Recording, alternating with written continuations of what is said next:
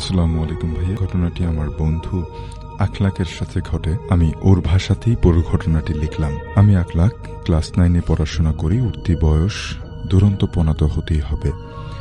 এই বয়সে যত দুষ্টুমি আছে সবগুলোতেই আমি সেরা। একবার মাথায় আসলো রাতের বেলা নারকেল চুরি করব। আমাদের গ্রামে একটা পরিত্যক্ত বাড়ি আছে, নাম সেজর ভিটে। সেখানে দিনের বেলাতেও কেউ যায় না। জায়গাটা বেশ ঝোপঝাড়ে পরিপূর্ণ। সেজর ভিটে নিয়ে লোকমুখে অনেক ভুতুড়ে গুজব শোনা যায়। তবু আমি এসব ব্যাপারে তোয়াক্কা করলাম না। কাউকে না জানিয়ে আমি আর আমার বন্ধু গভীর রাতে সেজর ভিটের উদ্দেশ্যে বেরিয়ে পড়লাম। পথে একটা কালো কুকুর আমাদের পেছনে পেছনে আসছিল, কিন্তু সেজর ভিটের কাছাকাছি এসে ওটাকে আর দেখতে পেলাম না। ওটা হঠাৎ করে উধাও হয়ে গেল। ভাবলাম কোথাও পালিয়েছে। সেজর ভিটেই পা রাখতে একটা অজানা ভয় আমাকে গ্রাস করল। মেরু বরাবর একটা হিমল হাওয়া নিচে নেমে গেল। সেজর ভিটের পূর্ব পাশে একটা দিঘি আছে। ওখানে অনেক বড় বড় নারকেল গাছ আছে এবং প্রচুর নারকেল ধরে। আমরা সঙ্গে করে বস্তা নিয়ে এসেছিলাম। আমার বন্ধুকে আমি গাছে তুলে দিয়ে আমি নিচে বস্তা নিয়ে অপেক্ষা করছি। সেদিন আকাশে মেঘ থাকার কারণে অনেক অন্ধকার লাগছিল, তাই আমি আমার বন্ধুকে দেখতে পাচ্ছিলাম না। তবে আমি উপর থেকে আমার বন্ধুর নারকেল পাড়ার আভাস পাচ্ছিলাম।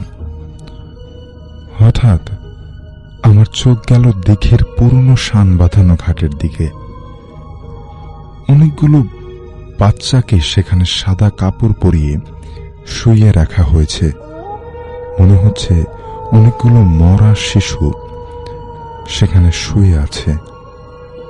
তবে পুরো ভিটেটা অন্ধকার থাকলেও ওই জায়গাটাতে আমি একটু আলো দেখলাম, নীলাভ হালকা একটা আলো। হঠাৎ মৃত বাচ্চাগুলো উঠে বসতে লাগলো। এরপরে তারা একে একে অন্যের চোখ বের করে খেতে লাগলো। আমি প্রায় অজ্ঞান হওয়ার অবস্থায় পৌঁছে গেছি।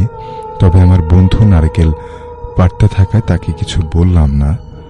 খেয়াল করে দেখলাম ওই বাচ্চাগুলোর মধ্যে একজন আমার দিকে তাকিয়ে আছে আর বলছে, নারকেল চুরি করতে এসেছিস?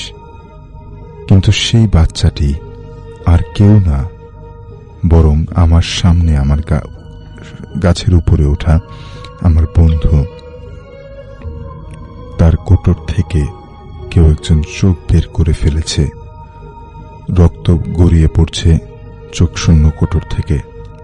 এই দৃশ্য আমি আর সহ্য করতে না পেরে জ্ঞান হারালাম। যখন আমার জ্ঞান ফেরে তখন আমি নিজেকে আবিষ্কার করলাম আমার ঘরে। পাশে অনেক লোক। সকালে বাবা আমাকে ঘরে না পেয়ে খুঁজতে বের হন এবং গিয়ে দেখেন আমি সেজর ভিটে পড়ে আছি। বাবার কাছে আমার বন্ধুর কথা জানতে চাইলে তিনি বললেন সে তাদের বাড়িতেই আছে। পরে আমার বন্ধু বলেছিল সে নাকি ওই দিন আমার সাথে যায়নি।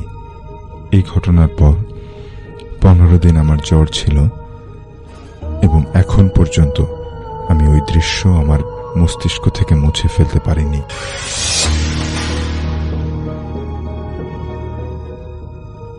আমি ফাহিম, পেশায় একজন ব্যাংকার। আমি অগ্রণী ব্যাংকের একটি শাখায় কাজ করি। বছর 2 আগে ট্রান্সফার নিয়ে এসেছি। আমি আগে যেখানে ছিলাম এখন সেখানকার একটা ঘটনা বলবো। প্রায় 4-5 বছর আগের কথা। আমি যে বাসায় থাকি সেখান থেকে আমার অফিস 10 মিনিটের রাস্তা। আমার বাসা থেকে বেরিয়ে সোজা রাস্তা ধরে হেঁটে যেতে হয়। সামনে একটা চৌরাস্তার মোড়, ডান দিকে দিয়ে গেলেই একটু সামনেই আমার অফিস। আমি যে চৌরাস্তার মোড়ের কথা বলছি ওই জায়গাটিতে সমস্যা আছে। এর কারণ হলো চৌরাস্তার মোড় হওয়ায় এখানে প্রায় অ্যাক্সিডেন্ট হয়, আর অনেকে মারাও যায়। আর মৃতদের আত্মা এখানে ঘুরে বেড়ায় বলেই অনেক লোকমুখে শুনেছি এবং তাদেরকে নিয়েই সমস্যা।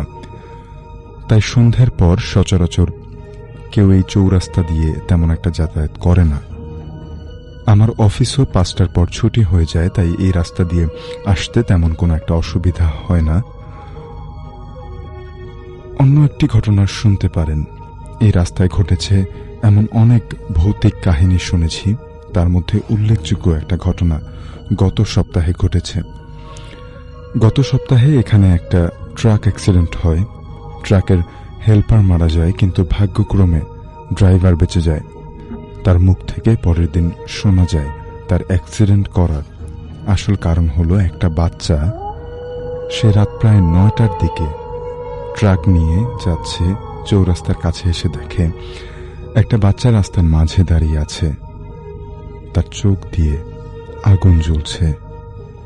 ড্রাইভার ভয়ে ট্রাক থামানোর পর বাচ্চাটার উচ্চ হাসি সে শুনতে পায়। তার হেল্পার বলে, ওস্তাদ উপর দিয়ে চালিয়ে যান। হেল্পারের কথা শুনে চালাতে গিয়ে কি যেন হয়ে গেল, আর সে ভেবেই পায়নি হঠাৎ করে সব ওলট পালট হয়ে যায় আর তার ট্রাক উল্টে যায়। এরকম আরো অনেক ঘটনা সেখানে ঘটেছে। আমি এইসবকে এতটা বেশি গুরুত্ব দেইনি, কারণ সন্ধ্যার পরে আমার ওই রাস্তা দিয়ে চলাচলের তেমন একটা প্রয়োজন হয় না। কিন্তু তারপরেও আমার সাথে এই রাস্তায় একটা ঘটনা ঘটেছে। আজকে সেই ঘটনাটি আপনাদের সামনে তুলে ধরছি। সেদিন ছিল সোমবার। যথারীতি বিকেলের অফিস ছুটি হয়ে গেছে, কিন্তু সেদিন ছিল আমাদের এক স্টাফের বিবাহ বার্ষিকী। তো ওর বাড়িতে সন্ধ্যায় পার্টি ছিল, তাই অফিস থেকে বাড়িতে না এসে সবাই চলে গেলাম ওর বাসায়। ওর বাসায় যেতে ওই চৌরাস্তার মোড় পেরিয়ে যেতে হয়। তখন আর ওই সব বিষয়ে তেমন কিছু মনে ছিল না, তাই চলে গেলাম। অনেকক্ষণ পার্টি এনজয় করলাম। তখন প্রায় রাত 10টা বাজে। আমি বাসায় ফিরব। বাসায় ফেরার কথা মনে হতেই আমার মাথায় আসলো চৌরাস্তার মোড়ের কথা, কিন্তু তখন আর ভাবার কোনো সময় ছিল না। অনেকটা বাধ্য হয়ে আসছি চৌরাস্তা দিয়ে। মোড়ের অনেক কাছাকাছি চলে এসেছি। হঠাৎ প্রচন্ড জোরে এক কুকুরের ডাক শুনতে পেলাম। বুকের ভেতরটা ধক ধক করে উঠছিল। সাহস করে এক মনে অন্য কোনো দিকে লক্ষ্য না করে সোজা হেঁটে চলছি। মোড়ে পৌঁছে গেছি। এবার হাতের ডান দিকে রাস্তা দিয়ে যেতে হবে। আমি ডান দিকে ঘুরবো এমন সময় এক বুড়িকে দেখতে পেলাম। আমার সামনে এসে আমাকে বলল, বাবা ফাহিম, তোর বাসা তো এদিকে নয়, তোর বাসা তো বাম দিকে যেতে হয়। আমি অনেকটা সম্মোহিত হয়ে গেলাম, কিন্তু সবকিছু আমার এখনো মনে আছে। যদিও সম্মোহিত হলে কারো কিছু মনে থাকে না। আমি বুড়ির কথায় একমত হয়ে গেলাম। আমার মনে হলো বুড়ি ঠিকই বলছে। তখন আমি বাম দিকে চলে গেলাম। আবার বুড়ি আমাকে বলছে, ফাহিম না, এদিকে না, পাশের রাস্তা দিয়ে তোর বাড়ি। আমি আবারও এর পাশের রাস্তাটায় ঘুরে গেলাম। আমি ওই রাস্তায় প্রবেশ করলাম।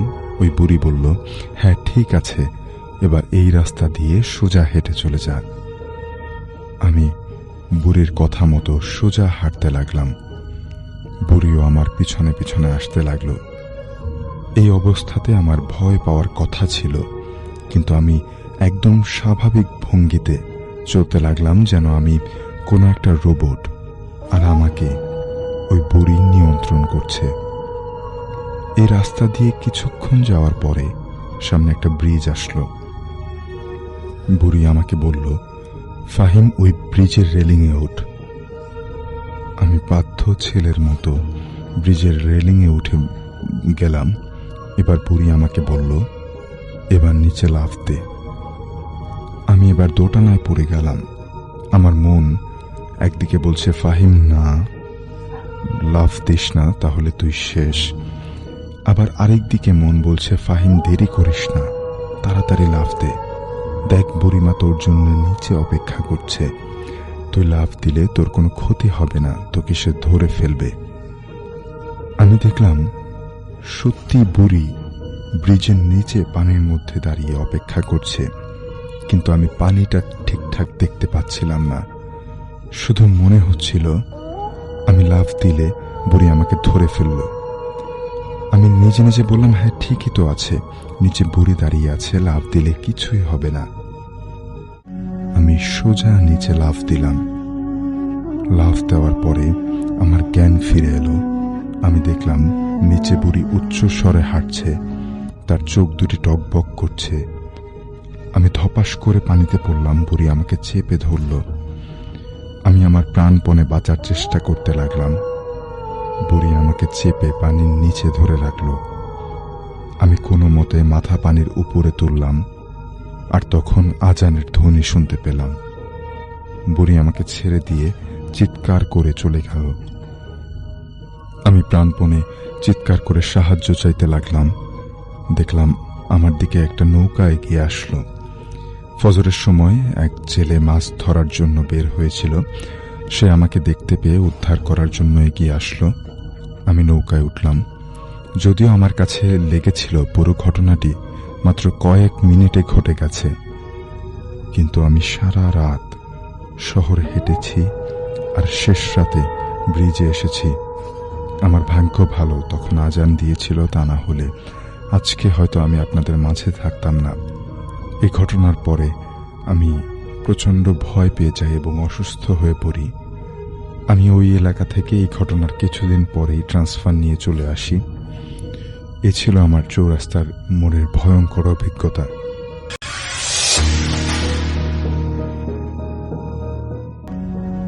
সবাইকে জানাচ্ছি স্বাগতম, আমি ডক্টর আলিফ। তো একদিন ওই এলাকার মধ্যে একটা লোক সকালবেলা প্রচন্ড জোরে চিৎকার করতে করতে ওই যে যিনি দাদা আর কি, শ্রমিকদার দাদা, তার কাছে আসছে, তার বাড়িতে এসছে। তো তাদের ভাইদের ঘর সবগুলো আলাদা আলাদা কিন্তু পাশাপাশি। তো তারা সবাই দৌড়ে একসাথে আসছে। কি ব্যাপার, কি কাহিনী, তুমি চিৎকার করছো কেন? এটা তাদেরই পরিচিত একজন লোক বলছে যে তাড়াতাড়ি আসেন, হাসপাতাল বিল্ডিং এ আসেন। হাসপাতালের বিল্ডিং এ কি? উনি কথা বলতে পারছিল না, যিনি দৌড়ে এসছে, মানে তার মুখ দিয়ে কথা বেরোচ্ছিল না। তো সবাই বলছে যে হাসপাতাল বিল্ডিং এ কি হয়েছে, আপনারা তাড়াতাড়ি আসেন, হাসপাতাল বিল্ডিং এ তাড়াতাড়ি আসেন। যে দেখে হাসপাতাল বিল্ডিং এর সামনে যে গাছটা ছিল, বড় একটা গাছ ছিল, সেই গাছটা সম্ভবত রাবার গাছ বা কিছু একটা ছিল। সেই গাছের ডাল ধরে একটা লাশ ঝুলছে। তো ওখানকার মহিলারা সবাই চিৎকার দিয়ে ওঠে যে লাশ ঝুলছে, এটা তো আনএক্সপেক্টেড, প্লাস এরকম ঘটনা এটাই প্রথম। লাশ ঝুলছে তো এরকম ভাবে ঝুলছে যে লাশের জিভ পুরাটাই বের হয়েছিল। নর্মালি আমরা মুখের ভিতরে জিভের সাইজ যেরকম দেখি সেরকম না, অনেক বড় হয়ে বের হয়েছিল। তো পরে লাশ নামানো হয়। ওইখানকার যে ওখানে হাবিলদার ছিল বা পুলিশ থানার যে লোকজন ছিল তারা এসে লাশটাকে শনাক্ত করে বা লাশটাকে নিয়ে যায়। লাশটা কার এটা তারা জানে না, লাশটা ওই বাড়ির কেউ না, এবং আশপাশের বাড়ির লোকজনরা তাদের পরিচিত ছিল, কিন্তু কেউ জানতো না যে লাশটা কার। এই লাশটা একটা মহিলার লাশ, এবং ওই লাশটার মধ্যে একটা শাড়ি পরা পেঁচানো ছিল যখন লাশটা ঝুলছিল, কিন্তু আর কোনো কাপড় ছিল না। তো যখন ডেড বডিটা নামায় তখন অলরেডি কাপড় খুলে গেছে। তো সবাই খুব চিৎকার করে ওঠে, কারণ সারা শরীরের মধ্যেই বড় বড় আঁচড়ের দাগ, মনে হচ্ছে কেউ ছুরি দিয়ে গুনে গুনে পোজ দিয়েছে। তো পরে লাশ তো চলে যায়। তো এলাকার লোকজনরা ওই মুহূর্তে খুব ভীত সন্ত্রস্ত হয়ে পড়ে, কারণ ওই এমনিতেই এটা একটা পরিত্যক্ত বাড়ি ছিল। তার দাদার পিছনে পূর্ব আমলের লোকজনরা নাকি এই হাসপাতালটা তখন ওইখানে লোকজনদের জন্য বরাদ্দ ছিল বা কিছু একটা ছিল, কিন্তু এরপর থেকে ওই হাসপাতালে কেউ তেমন একটা বসে না। কেন বসে না এটা শ্রমিকদের দাদারাও তখন জানতো না, কিন্তু হাসপাতালটা বহুদিন যাবৎ বন্ধ ছিল। তো ওইটার পাশ দিয়ে লোকজন যাতায়াত করতো না, আবার এরকম কিছু রিভিলও হয় নাই যে কেন, কোনো সমস্যা কিনা। তো ওই লাশটা যেদিন ওই জায়গা থেকে সরানো হয়, তো শ্রমিকদার যে রিলেটিভসদের মধ্যে একজন, মানে শ্রমিকদার তার দাদার ভাইদের একজনের সন্তানদের মধ্যে একটা মেয়ে ছিল। মেয়েটার বয়স ছিল 12 বছর। তো মেয়েটা হচ্ছিল পানি আনতে, পাশের বাড়ির চাপকল থেকে পানি আনতে যায়। তো পানি আনতে যাওয়ার পরে মেয়েটার ব্যাক করা না, মেয়েটা ব্যাক করা না কেন, বাসার লোকজনরা সবাই খুবই চিন্তিত হয়ে পড়ে যে মেয়েটা কোথায়। তো এলাকার লোকজনরা সবাইকে জড়ো করে ফেলে, মেয়েটাকে খুঁজে পাওয়া যাচ্ছে না। তো আশপাশে যে বাজার ছিল সেই বাজারের মধ্যেও মানে চেক করতে যায় যে মেয়েটা কি সেখানে আছে কিনা। পাশের বাড়িতে যে জায়গায় পানি আনতে গেছে সেই জায়গায় চেক করে, কিন্তু হাসপাতাল ছিল একটু ব্যাকওয়ার্ডে। তো সবাই মিলে চিন্তা করে আচ্ছা যখন হাসপাতালে যে দেখেই তো মশাল জ্বালিয়ে, ওই সময় মশালের খুব প্রচলন ছিল, তো মশাল জ্বালিয়ে তারা ওই হাসপাতাল বিল্ডিং এর সামনে যায়, যে দেখে মেয়েটা ঠিক যে গেটের সামনে 2টা স্টেপ সিঁড়ি ছিল, সেই সিঁড়ির উপর বসে আছে, পড়ে আছে আর কি, অজ্ঞান অবস্থায়। পরে মেয়েটাকে সবাই পানি ছিটায়, কিন্তু মেয়েটা তখনও ব্যাক করেনি, তো মানে জ্ঞান ফেরেনি। তো বাড়িতে নিয়ে আসা হয়। বাড়িতে নিয়ে আসার পর পরের দিন সকালবেলা মেয়েটা একটা লম্বা ঘুম, এরকম একটা মনে হচ্ছিল যে মেয়েটা একটা লম্বা ঘুম দিয়ে উঠেছে। এটা সৌমিকদারই আত্মীয়, সম্ভবত সৌমিকদার দাদি হয় বা ফুপি হয়, এরকম কিছু একজন। তো যখন মেয়েটাকে জ্ঞান ফেরার পর মেয়েটা খুব চিৎকার করে সবাইকে দেখে ভয় পেতে থাকে, যে আমাকে মেরো না, আমাকে খুন করো না, আমি বাঁচতে চাই, এরকম কথা বলে ওঠে। তখন সবার মনের মধ্যে একটা প্রশ্ন জাগে যে কি ব্যাপার, তুমি এরকম করতেছো কেন? তোমার এরকম তো তুমি পানি আনতে গেলে পর তো তোমাকে আমরা সেই হাসপাতাল বিল্ডিং এর সামনে অজ্ঞান অবস্থায় পাই। তুমি হাসপাতাল বিল্ডিং এর এখানে কি করো? তোমার তো যার কথা ওই বাড়িতে, তুমি হাসপাতাল বিল্ডিং এর সামনে পেছন দিকে কিভাবে গেলা? তাও বললো যে ওই বাড়িতে যাওয়ার পথে বাড়ির পেছন দিক দিয়ে যাওয়ার সময় শর্টকাট রাস্তাটা নিতে যাওয়ার সময় তখন একজন লোক তাকে ডাক দেয়। লোকটা পরনে কালো কাপড় পরা ছিল, পুরা শরীর কালো কাপড় দিয়ে ঢাকা। তো মেয়েটা বলতে থাকে যে মেয়েটাকে এমনভাবে হিপনোটাইজ করে ফেলে, মেয়েটা বলতে থাকে যে আমাকে বললো আমার সাথে আসো চাপকলের দিকে। তো ওই মেয়েটা বলতেছে যে আমি চিন্তা করলাম চাপকলের দিকে, তো 12 বছরের মেয়ে, ছোট মানুষ, তো ওই লোকটাকে ফলো করতে করতে সে পেছন দিকে চলে যায় হাসপাতাল বিল্ডিং এর দিকে।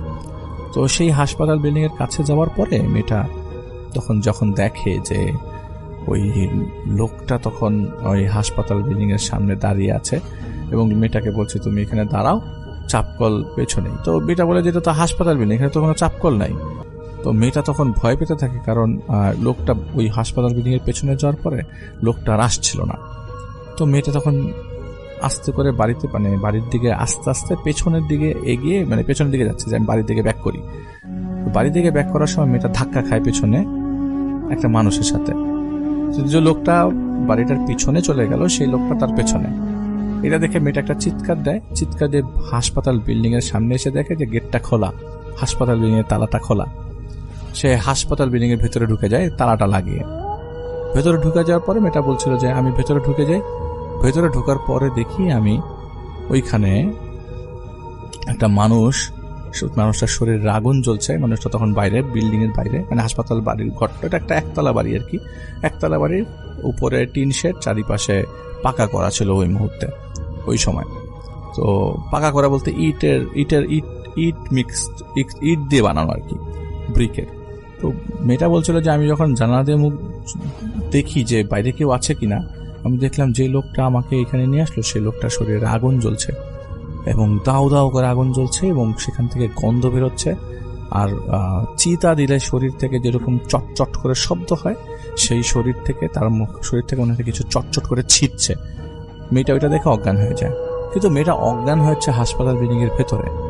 তখন মেয়েটাকে বলা হয় যে মেয়েটার কথা শুনে যে মেয়েটা যদি হাসপাতাল বিল্ডিং এর ভেতরে অজ্ঞান হয় তাহলে বাইরে কি করছিল?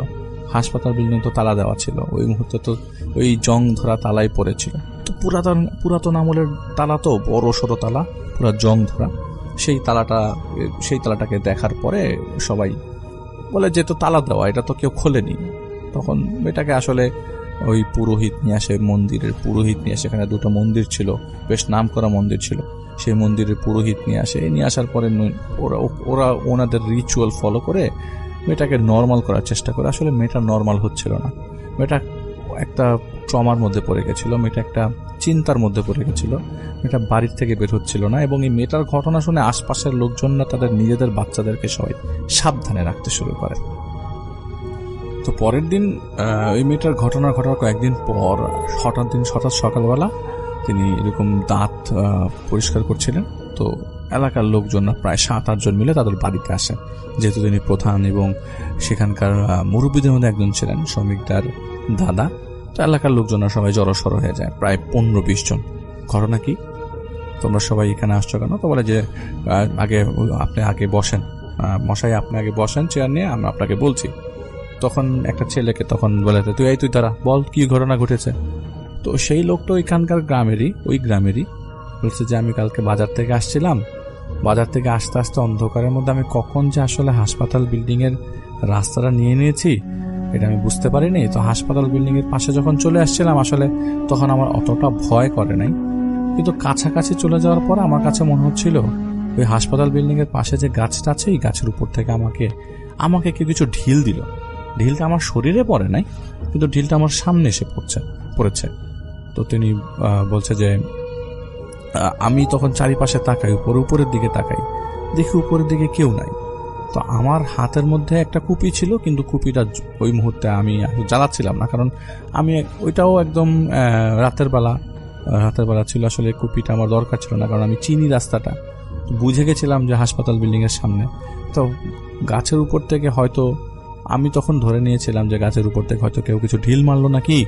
আমি আসলে উপরের দিকে তাকাই, গাছে হয়তো বা কোনো পাখি থাকতে পারে, উপর থেকে কিছু পড়তে পারে। আমি জিনিসগুলো পজিটিভলি, মানে একদম পজিটিভলি নিয়ে আমি আসলে কিছু চিন্তা করছিলাম না, খারাপ কিছু। তো আমি চিন্তা করলাম যে আসলে ক্রস করে চলে যায়, এত কিছু ঝামেলা করার দরকার নাই। হঠাৎ করে দেখলাম দুটা লোক একটা মানুষকে টেনে হাসপাতাল বিল্ডিংয়ের সামনে নিয়ে যাচ্ছে। আমি পাশে একটা ঝোপ ছিল, ওই ঝোপের মধ্যে লুকিয়ে যাই, কিন্তু আমার কাছে মনে হচ্ছিল আমি লুকানোর পরও তারা আমাকে দেখতে পাচ্ছে এবং তারা যা করছিল সেটা আমাকে দেখাতে চাচ্ছে। আমি দেখলাম যে দুইটা লোক হাসপাতাল বিল্ডিংয়ের সামনে একটা লোককে নিয়ে গেল এবং আমি একদম পরিষ্কার, উপরে চাঁদ ছিল, চাঁদের আলোতে দেখতে পাচ্ছিলাম অন্ধকারে ওই যে দুইটা সিঁড়িটা ছিল সেই সিঁড়ির উপরে সেই লোকটাকে তারা যেরকম ভাবে আমরা ছাগলের বলি দিই না, সেরকম ভাবে লোকটা, ওই দুইটা লোকের মধ্যে একটা লোক ছিল যারা যে একটু মোটা সোটা, সে এক কোপ দিয়ে লোকটার মাথাটা তার শরীর থেকে আলাদা করে দিল। আর ওই লোকটা তখন কান্না করছে, ওই শ্রমিকদের দাদার সামনে বলছে আর কান্না করছে যে আমাকে বাঁচান, আমি বলতে পারবো না। ওই লোকটার মাথাটা যখন কেটে দিল, মাথাটা গড়িয়ে আমার কাছে ঝোপের কাছে চলে আসলো। আমি তখন এক দৌড় দিলাম, বাড়িতে গিয়ে আমি সবাইকে চিৎকার করে বলতে লাগলাম যে হাসপাতাল বিল্ডিংয়ের সামনে আমি এই জিনিস দেখেছি। তখন লোকজন সবাই, গতকালকে রাতেই আমার বাড়ির লোকজনের সবাই মিলে ওই জায়গায় আমরা সবাই মশাল জ্বালিয়ে ওই বিল্ডিংয়ের চারিপাশে খোঁজার চেষ্টা করেছি আশেপাশে কেউ আছে কিনা। আমরা কাউকে কিচ্ছু পাই নাই, আমরা কোনো মানুষ দেখি নাই, কিন্তু সেই জায়গায় যেই রক্তটা একটা মানুষের থাকতে পারে, যে পরিমাণ রক্ত ঝরতে পারে, সেই রক্তটা আমরা সেই জায়গায় দেখেছি। সেই সিঁড়ির উপরে কিছু রক্তর ছোপ দাগ দেখেছি, কিছু রক্ত ছড়িয়ে আছে দেখেছি। এখন আপনি এটার বিহিত করেন, যদি এরকম ভাবে চলতে থাকে তাহলে তো আমরা ওই জায়গায় থাকতে পারবো না। আপনার যদি কোনো পরিচিত লোক থাকে এখানে নিয়ে আসেন, নইলে ওই বিল্ডিং ভাঙে, এই বিল্ডিং আমরা রাখতে পারবো না। কারণ আমাদের এলাকার লোকজনরা যদি সেখানে ঠিক মতো চলাফেরা করতে না পারে, কিছুদিন আগে আপনাদের বাড়ির মেয়ে এখানে গিয়ে এফেক্টেড হলো, এখন সেই মেয়ে ঠিক মতো কথা বলে না আপনাদের কারোর সাথে। কারণ আমাদের বাড়ির এই ছেলের সমস্যা হলো, এখন যদি অন্য কেউ বিপদে পড়ে, বয়স্ক একজন কেউ থাকে, সে তো মারা যেতে পারে, সে তো ভয়ে মারা যেতে পারে।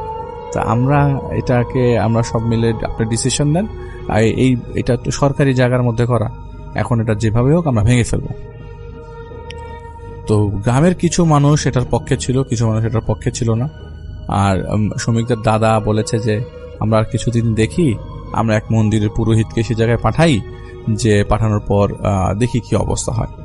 তো 3-4 দিন পর এক পুরোহিতের সময় পাওয়া যায়, তাদের বাড়ির থেকে প্রায় 20 মাইল দূরের এক পুরোহিতকে পাওয়া যায়, যিনি এইসব কাজগুলো নিয়ে নর্মালি ডিল করেন। সেই পুরোহিত তাদের বাড়িতে আসেন।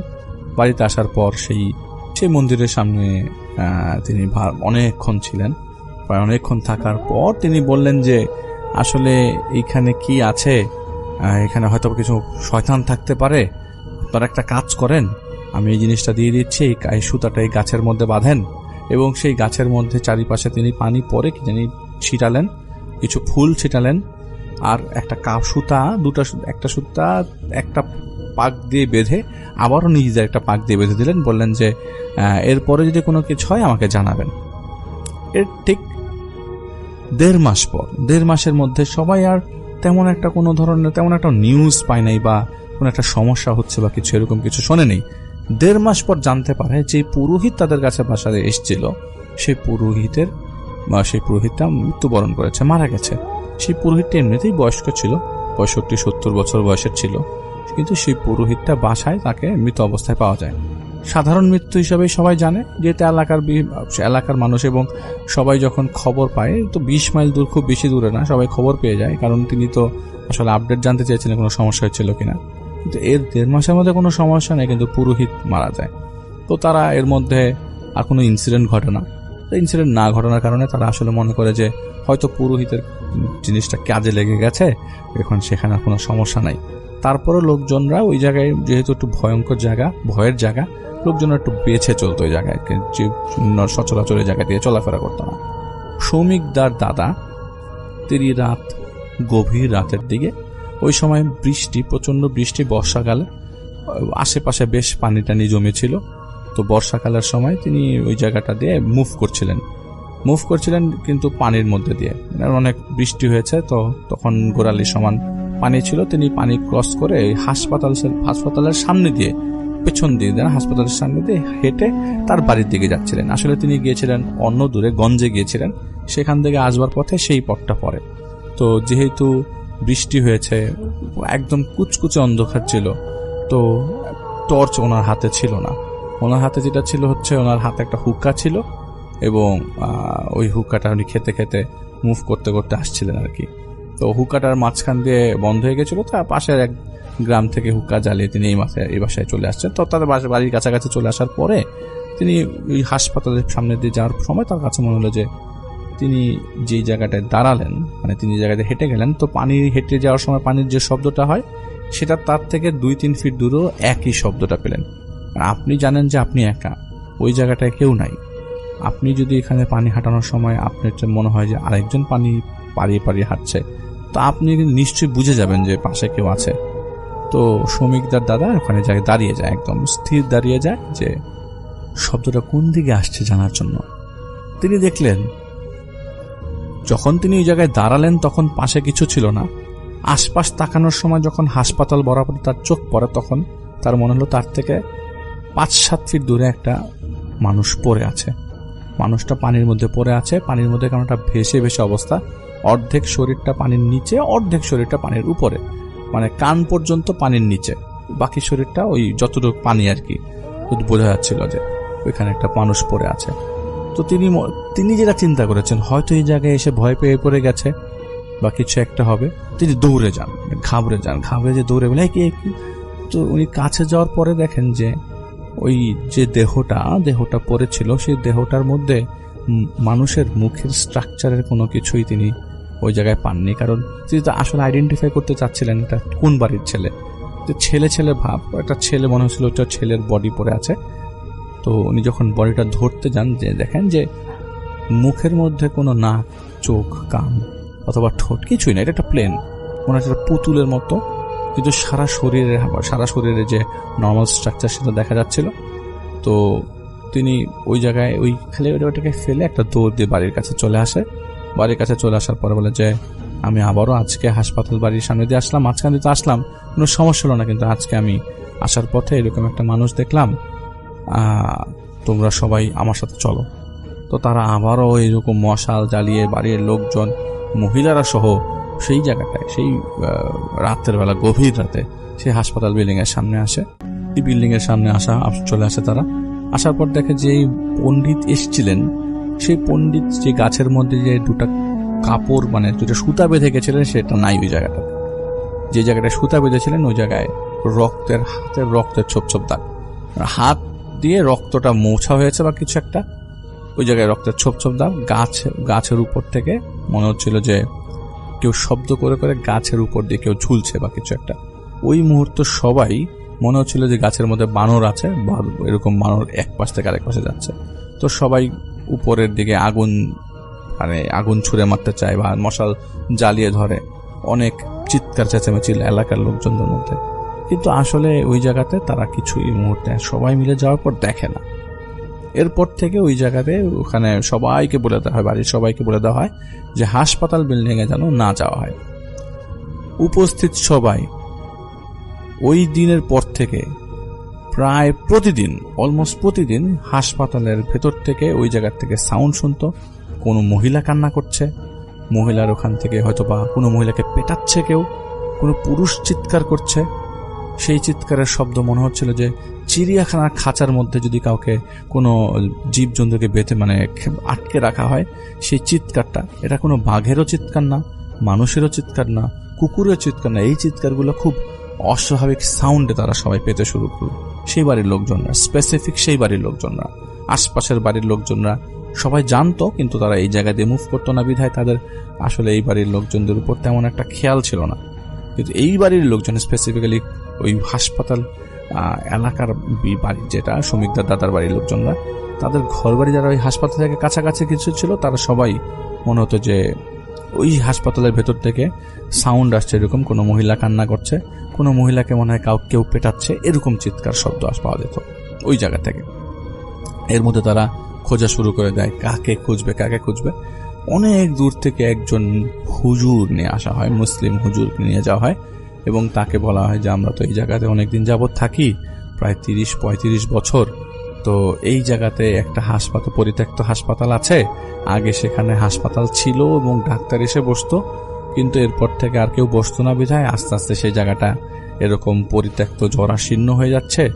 ওই বাড়িটা এখনো ইনটেক্ট আছে, কিন্তু ওই বাড়ির আশপাশে এই ধরনের ঘটনা ঘটে যাচ্ছে, আপনি যদি আমাদের জন্য কিছু করতেন। তো মসজিদের ওই হুজুর যিনি আছেন, তিনি তার সাথে আরো 2জন লোক আছে, তারা ওই বাড়িতে গেলেন, ওই মন্দিরের আশপাশটা ঘুরলেন, এবং মন্দির ছাড়াও সেই হাসপাতালের আশপাশটা, হাসপাতাল বলে এটা ছোট্ট একটা বাড়ি আর কি, পরিত্যক্ত, সেইটার আশপাশে ঘুরলেন, চেষ্টা করছিলেন যে আসলে কিছু বের করার জন্য। তো হুজুর বলল যে আসলে দিনের বেলা এসেছি তো, আমি আসলে কিছু বুঝতে পারছি না, এক কাজ করি, আপনারা সবাই এই জায়গায় একটু একটা ডিস্টেন্স মেনটেন করে থাকেন, আমি আগামীকাল রাতে আসব। সেই হুজুরটা আগামীকাল রাতে আসবো বলে গেল, সেই হুজুরটা পরের দিন আর আসলো না। তারা মনে করলো আগে যেরকম পুরোহিতের একটা মৃত্যু হয়ে গেছিল, সেই পুরোহিতের মতো আবার হুজুরের কিছু হলো কিনা। পরে তারা খবর নিয়ে দেখায় যে হুজুর আসলে অনেকটা দূরে গঞ্জে গেছে কাজে, সেজন্য সেখানে আসতে পারেনি। তো হুজুর একটা খবর পাঠিয়ে গেছে যে তিনি আগামীকাল আসবেন। তো হুজুর আসলে 3 দিন পরে হুজুর রাত 10টার দিকে আসেন হচ্ছে তার সাথে আরো 2জন লোক নিয়ে। তো তারা দেখেন যে হুজুর এখানে বসে আছে, এবং হুজুর সবাইকে বলে দেন যে আপনারা এই সীমানার মধ্যে ঢুকবেন না, এবং হুজুর বেশ বড় সড়ো একটা সার্কেল করে, ওই গাছকে ইনক্লুড করে, ওই যে হুজুরটা এসেছিল, যেই হাসপাতালটা ছিল সেটাকে ইনক্লুড করে হুজুর বড় একটা সার্কেল আঁকে। হুজুর সার্কেলটা কমপ্লিট করার পরে সাথে সাথেই হুজুরের সাথে যে লোকদের মধ্যে একটা ছেলে ছিল, একটা ছেলে ছিল, একটা বয়স্ক লোক ছিল হুজুরের সাথে। সেই বয়স্ক লোকটা আসলে হুজুরের সাথে এসছে, কিন্তু ছেলেটা যেটা ছিল, সেই ছেলেটা একটা পাওয়ার ছিল ছেলেটার মধ্যে, হয়তো বা গ্রামের লোকজন অত কিছু বোঝে নাই। তো হুজুর দেখলো যে ওই ছেলেটা অজ্ঞান হয়ে গেছে, সাথে সাথে ওই ছেলেটাকে হুজুর তার কাছে নিয়ে আসলো, এবং হুজুর পানি পরে একটা মগের মধ্যে, এটা কি বলে, তামার একটা পানি ঢালার যে মগ ছিল, সেটার পানিটা নিয়ে ওই ছেলেটার মুখের মধ্যে ছুঁড়ে মারে। ছেলেটা কিছুক্ষণ পর জ্ঞান ফেরে। তো ছেলেটা বলে যে, হুজুর জিজ্ঞেস করতে থাকে, কি খাইনি তুমি? তো সবাই শুনছে একটা ডিস্টেন্স রেখে। তো বলছে যে আমি এই জায়গায় কয়েকজনকে দেখতে পাচ্ছি, এরা আমাকে কিছুক্ষণ পরপরই পিছনে মারছে, আপনি একটু পিঠটা খুলে দেখেন। তো হুজুর পিঠটা খুলে দেখে যে ওই মশাল জ্বালানো ছিল, আশপাশে কেউ ভিড় ছিল না। তো হুজুর ছোট্ট কুপি, আসলে মশালও না, ছোট কুপির মধ্যে দেখা যায় ছেলেটার পেছনে নাকি প্রচন্ড আঁচড়ের দাগ পাওয়া যাচ্ছে। তো হুজুর কিন্তু অত কিছু তখনও শুরু করেনি। তো ছেলেটা বলছে আমাকে আঁচড়ের দাগ পাওয়া যাচ্ছে, এবং ছেলেটা বলছে যে গাছের উপরে বহু জিনিসপত্র, বহু জিন আছে, গাছের উপরে অনেকেই আছে, ওদেরকে আগে শেষ করতে হবে, গাছটা কেটে ফেলতে হবে, এটা বারবার বলছিল, গাছটা কেটে ফেলতে হবে। কিন্তু যখনই গাছ কেটে ফেলতে হবে এই ধরনের কথা শুনছিল, কিন্তু উপর থেকে মনে হচ্ছিল যে তুফান চলছে ওই জায়গাতে, গাছটা এতবার এদিক সেদিক করে বাড়ি খাচ্ছে, কিন্তু ওখানে ওই সময় কোনো তুফান বা বাতাস ছিল না। তো হুজুর তখন তার কাজকর্ম শুরু করলো, রিচুয়াল শুরু করলো, হুজুর সূরা পড়া শুরু করলো। আসলে যারা হুজুরকে ডেকেছে তারা তো হিন্দু ধর্মাবলম্বী, তারা তো আসলে বুঝতে পারছে না হুজুর কি করছে। তো শ্রমিকদার মতে হচ্ছে যে তারা তাদের মতো কিছু একটা পড়ছিল, পড়ার সময় হুজুর যখন মাঝখানে গ্যাপ নিচ্ছিল, তখন মনে হচ্ছিল উপর থেকে সে কান্নার রোল সবাই শুনতে পাচ্ছে, ওই মুহূর্তে উপস্থিত সবাই শুনতে পাচ্ছে কান্নার রোল। কিরকম কান্নার শব্দ। এটা অনেকদিন আগে দেখে সম্ভব, এখন এতজন মিলে শোনা যাবে কিনা আমি জানি না, তবে তখনকার সময় সবাই শুনতে পেয়েছিল উপর থেকে কান্নার শব্দ।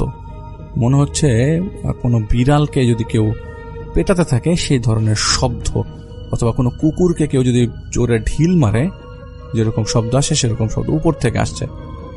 তো ওই ছেলেটা, যে ছেলেটা আসছে সাথে করে, সেই ছেলেটা চোখ বন্ধ করে বলছে এখানে 9 জন, 10 জন, 11 জন, 12 জন, 13 জন, 13 জন, 13 জন, 13 জন নাকি 13টা জিন সেই গাছের মধ্যে উপস্থিত। তো হুজুর তখন আপনাদের বলছে সবাইকে আপনারা পিছনে চলে যান, আপনারা সামনে এসেন না। তো হুজুর তখন তার দুয়া পড়া শুরু করলো, বা কোনো একটা সূরা পড়া শুরু করছিল, বা কিছু একটা করছিল। এর 10 মিনিটের মধ্যে ওই সূরা যখন শেষ হয়, কান্নার রোল পড়ে যায়, উপর থেকে মনে হচ্ছিল যে কিছু পানি গড়িয়ে নিচে পড়ছে। তো হুজুর বলছে যে আপনারা আগামী 5-7 দিনের জায়গায় কিছু আসবেন না, এখানে একটা পানি দিয়ে যাচ্ছি, সেই পানিটা সন্ধ্যার আগে আপনারা প্রতিদিন 7 দিন এটা ছিটাবেন এই জায়গাটাতে, এই হাসপাতাল বিল্ডিং এর আশেপাশে, এবং একা কখনো আসবেন না, মিনিমাম 5 জন সাথে করে নিয়ে আসবেন যদি আপনারা এখানে আসেন। একা আসবেন না, কেউ একা এসে পানি ছিটাবেন না। এই দায়িত্ব কে নেবেন? দায়িত্ব নেওয়ার জন্য কেউ আসে না, দায়িত্ব তখন হুজুরকে দেওয়া হয়, এবং হুজুরকে বলা হয় যে আপনারা আমাদের বাড়িতে থাকবেন এবং আমাদের বাড়িতে মেহমান হয়ে থাকবেন। আপনাদের মেহমান বাড়িতে কোনো ধরনের কমতি থাকবে না, আমরা সবাই ব্রাহ্মণ, আপনার টেনশন নাই। এবং এই জায়গায় আপনি যদি দয়া করে কষ্ট করে 5 দিন যদি এই জিনিসটা আমাদের জন্য করে দেন, তাহলে আমাদের জন্য সুবিধা হবে। তো হুজুর বললো যে আমার তো আসলে কাজ আছে। তো অনেক সময় অনেক মানে এটাকে কি বলে, রিকোয়েস্ট করার পরে হুজুর ওখানে থাকতে রাজি হয়। সেই হুজুরের জন্য আলাদা বাড়ি, আলাদা ঘর, এবং সেই হুজুরের নামাজের ব্যবস্থা। কারণ ওই জায়গাটাতে কোনো মসজিদ ছিল না, যদি মসজিদ ছিল সেটা অনেক দূরে হেঁটে যেতে হতো। তো অনেক দিন আগের কথা। তো সেই হুজুরকে সেই বাড়িতে নামাজের ব্যবস্থা করে দেওয়া হয়, হুজুরকে সেই ঘরের মধ্যে থাকার ব্যবস্থা করেন। এলাকার লোকজনরা মিলে সেই ব্যবস্থাটা সেই শ্রমিকদের দাদার সাথে করে হুজুরকে থাকার ব্যবস্থা করেন। তো প্রথম দিন হুজুর পানি চেনার কোনো প্রবলেম হয় না। একদম পরের দিন, মানে এটা সবাই খুব অবাক হয়ে গেছিল। একদম পরের দিন শ্রমিকদার যে দাদা ছিলেন, সেই দাদার ইমিডিয়েট ছোট ভাই তিনি মারা যান। এবং তিনি মারা যান কিভাবে মারা যান? একদম সুস্থ মানুষ ছিল, কিন্তু মানুষটা যখন বাসায় আসে, বাড়ির বাইরে গিয়েছিল কাজ থেকে আসার পরে, সেদিন প্রচন্ড রোদও ছিল, এটাও সত্য, কিন্তু লোকটা তো আসে সন্ধ্যার দিকে, বাড়িতে সন্ধ্যার দিকে আসে, কাজ করে সন্ধ্যার দিকে আসে। ওই সময় তো রোদ ছিল না। সারাদিন তিনি অনেক কষ্ট করেছেন, খেতে ছিলেন, অনেক কষ্ট করেছেন। রাতে বাসা আসার পরে ওই লোকটা নাকি যখন ওই জায়গাতে বাসার মধ্যে ঢোকে, তখন বলে যে আমার শরীরটা ভালো লাগছে না, আসলে আমি একটু উকি দিয়েছিলাম হাসপাতাল বিল্ডিং এর দিকে, আমার মনে হচ্ছিল যে হুজুর ভালো কাজ করছে, আশা করছি যে ওখানে কোনো সমস্যা হবে না। তো বাড়ির লোকজন জিজ্ঞেস করে তুমি এখানে কেন গেছো, তোমাকে তো ওখানে কেউ যেতে বলে নাই। বলে না, ওখানে তো দাদা বললো যে, দাদা মানে সুমিকদার দাদা বলে যে তুই একটু দেখে এখানে কি অবস্থা। আমি যখন বাড়ির দিকে আসছিলাম, তার সাথে আমার রাস্তায় দেখা হয়েছে, সে আমাকে বলেছে যে তুই একটু দেখে কি অবস্থা। তা আমি একটু উকি মেরে দেখে চলে আসলাম। আমি দেখেছি যে আমার মনে হয় ঠিকই কাজ হচ্ছে, কারণ হুজুর যেহেতু এখানে আছে, থাকতে রাজি হয়েছে, আমাদের মনে হচ্ছে যে এবার আমরা এই জায়গা থেকে আসলে মুক্তি পাবো, এই জায়গায় আসলে কোনো সমস্যা থাকবে না। আর আমিও চাচ্ছি যে, উনি এটা বলছে, আমিও চাচ্ছি যে এই বিল্ডিং, এই হাসপাতালটা থাকবে না, ভেঙে ফেলবো, হুজুরের সাথেও ব্যাপারটা কথা বলবো। এই বলে তিনি বিছানায় শোন, আমার একটু খারাপ লাগছে, আমাকে 1 গ্লাস পানি দাও। এরপর থেকে তার চোখ উল্টে গেল, আর কোনো খবর নাই। এরপর থেকে এখানে কিছু শল্য চিকিৎসক ছিল, তাদেরকে নিয়ে আসা, বলে যে উনি আর বেঁচে নেই। এই ধাক্কাটা একটু কষ্টের ধাক্কা, কারণ হঠাৎ করে এরকম ভাবে ওই দিনই 5 দিন হুজুর থাকা অবস্থায় উনি মারা যাবে, এই জিনিসটা তখন সবাই খুব চিন্তা করতে থাকে যে এটা কি আসলে ওইখান থেকে হলো কিনা কোনো ঝামেলা। কারণ ওই মুহূর্তে তিনি ওই গোল দাগের ভিতরে ঢুকে গিয়েছিলেন, যেদিন হুজুর গোল দাগ করেছিলেন, কিন্তু তিনি আবার বেরিয়ে আসেন। মানে হুজুর বলেছিলেন যে আপনারা সবাই পেছনে যান, ওই মুহূর্তে তিনি ঢুকে গেছিলেন, এটা ওনার ভুল ছিল। কিন্তু এটার জন্য কি এরকম হবে কিনা, এটা নিয়ে একটা ঝামেলা ছিল, মত পার্থক্য ছিল। তো হুজুর এসে বলেন যে এটা হতে পারে নর্মাল ডেথ, অথবা হতে পারে তাদের থেকে তারা কিছু করতে পারে, আমি জানি না। তবে আমার কাছে মনে হচ্ছে এটা নর্মাল ডেথ, তবে এই জায়গাটা থেকে আর কিছুদিন পর তারা থাকবে না, এতটুকু আমার বিশ্বাস। এর মধ্যে থেকেই যেই মেয়েটা ছিল, যে মেয়েটার এফেক্টেড ছিল, সেই মেয়েটার বাবা কিন্তু যিনি মারা গেলেন, তো ওই দিনই তাকে এরকম তার রিচুয়াল অনুযায়ী চিতায় জ্বালানো হয়। চিতা শেষ করার পরে সবাই বাড়িতে ফেরত আসে। বাড়িতে ফেরত আসার পর হুজুর তখন ওই জায়গাতে পানি দিয়ে এসছে, যে পানিটা ছিটানোর কথা সেটা ছিটিয়ে এসছে। হুজুরের যে সাথে যে লোকটা ছেলেটার সাথে ছিল, সেই ছেলেটা বলছে যে বাড়ির থেকে যেন আগামী 3 দিন কেউ বাড়ির থেকে কেউ যেন বের না হয়। এই বাড়িতে একটা বদ নজর আছে, কালো নজর পড়ে গেছে, আপনারা কেউ এই বাড়ির থেকে বের হবেন না, কোথাও যাবেন না, কোনো কিছু দরকার হলে যাবেন না। যদি কোনো কিছু দরকার হয়ও পাশের বাড়ির কাউকে দিয়ে খবর পাঠান, কাউকে এই বাসায় রাখেন, তারা যেন সেই যেন যাবে, কিন্তু আপনারা যেন এই বাড়ির থেকে কেউ বের না হন। আপনাদের উপর একটা খারাপ নজর আছে। সে ছেলেটার বয়স খুব বেশি না, 18-19 বছর হবে। তো শ্রমিকদের দাদারা তখন একমাত্র তাদের ইমিডিয়েট ছোট ভাইকে হারিয়ে মোটামুটি সবাই একটু শোকে স্তব্ধ, সবাই একটু মন খারাপ। সবার মধ্যে একটা চাঞ্চল্য তৈরি হয়ে গেছে এলাকার মধ্যে, গ্রামগুলোর মধ্যে, যেই হাসপাতাল নিয়ে। পরের দিন সকালবেলা ওই যে শ্রমিক দাদার যে দ্বিতীয়, মানে দাদার যে ছোট ভাই যিনি মারা গেছেন, তার ছেলেরা মিলে একটা কাজ করে বসেন হচ্ছে সেই গাছটা কেটে ফেলেন। মানে অর্ধেক, গাছটা বেশ বড় ছিল, হাসপাতালের সামনের গাছটা, সেই গাছটা অর্ধেক কুড়াল দিয়ে কেটে চলে আসেন বাড়িতে। তখন হুজুর আসলে ওই মুহূর্তে বাড়িতে ছিলেন না, তিনি পাশে কোথাও গিয়েছিলেন, কিন্তু ওনাদেরকে একদম স্ট্রিক্টলি মানা করা ছিল যে আপনারা কেউ বাড়ির বাইরে যাবেন না এবং এটা যেন কোনোভাবেই না যাওয়া হয়। তো তারা অলরেডি গাছের অর্ধেক কেটে চলে আসে। তো এটা সবাই তা জানতো না, বাড়ির লোকজনরা সবাই জানতো না। হুজুর আসার পরে বাড়ির লোকজনদেরকে জিজ্ঞেস করতে থাকে, এটা কি গাছটা কে কেটেছে, গাছটা কি কাটলো? আমরা তো একটা কাজের জন্য এখানে আপনাদের এখানে এসেছি, আমরা তো এখানে মজা করছি না। রাগের চোটে আপনারা গাছ কেটে চলে আসবেন। তখন জানা যায় যে সেই যে মারা গেছেন তার 2 ছেলে মিলে এরকম কুড়াল দিয়ে গাছের অর্ধেক কেটে চলে এসছে। মোটামুটি এমন অবস্থা ছিল বাড়ির লোকজনরা ঘুমাচ্ছিল না।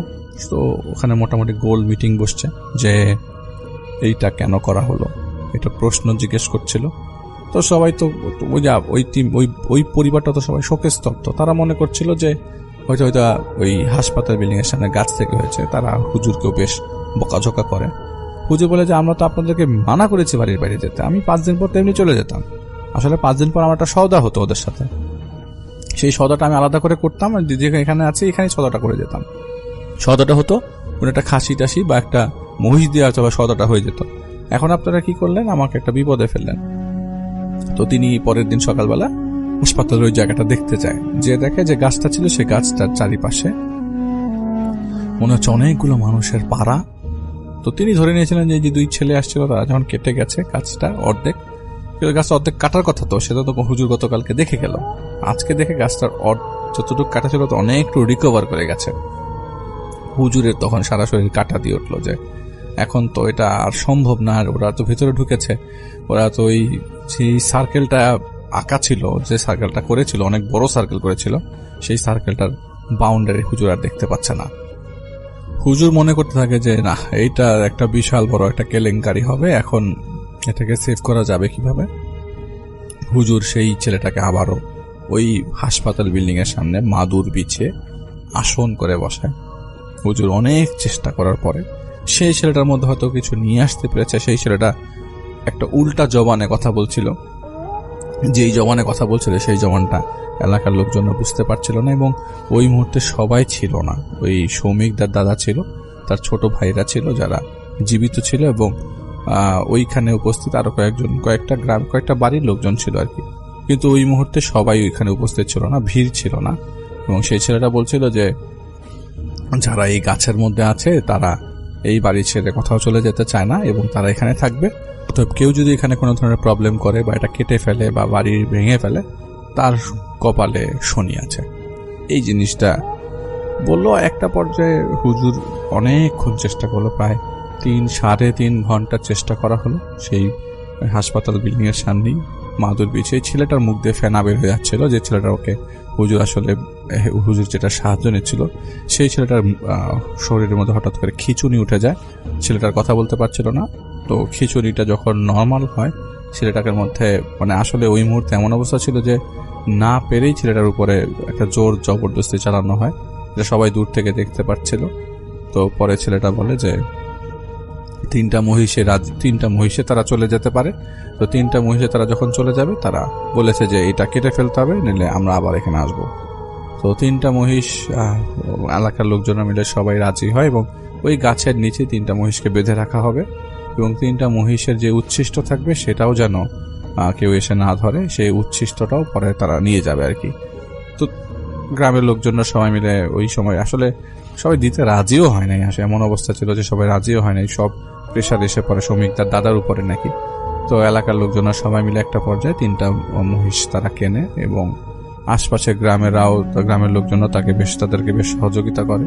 তিনটা মহিষ তখন তার কেনা মুখের কথা ছিল না, তিনটা মহিষ কিনে এই গাছের নিচে তারা বেঁধে রাখে এবং যিনি বাঁধবেন তারা তিনটা মহিষের সাথে একজন একজন করে থাকবে এবং তিনটা মহিষ যারা বেঁধে আসবে তারা পেছনে আর তাকাবে না, মহিষটা কি করছে না করছে কিছু দেখবে না।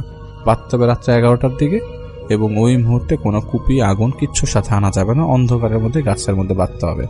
তো তারা এরকম ডিরেকশন দেখে বুঝে নিয়ে ওই গাছের নিচে তিনটা মহিষ বেঁধে রেখে তারা চলে আসে বাড়ির দিকে এবং এমনভাবে বেঁধে রেখে আসে তারা ওইখানে পিছনে তাকায় না।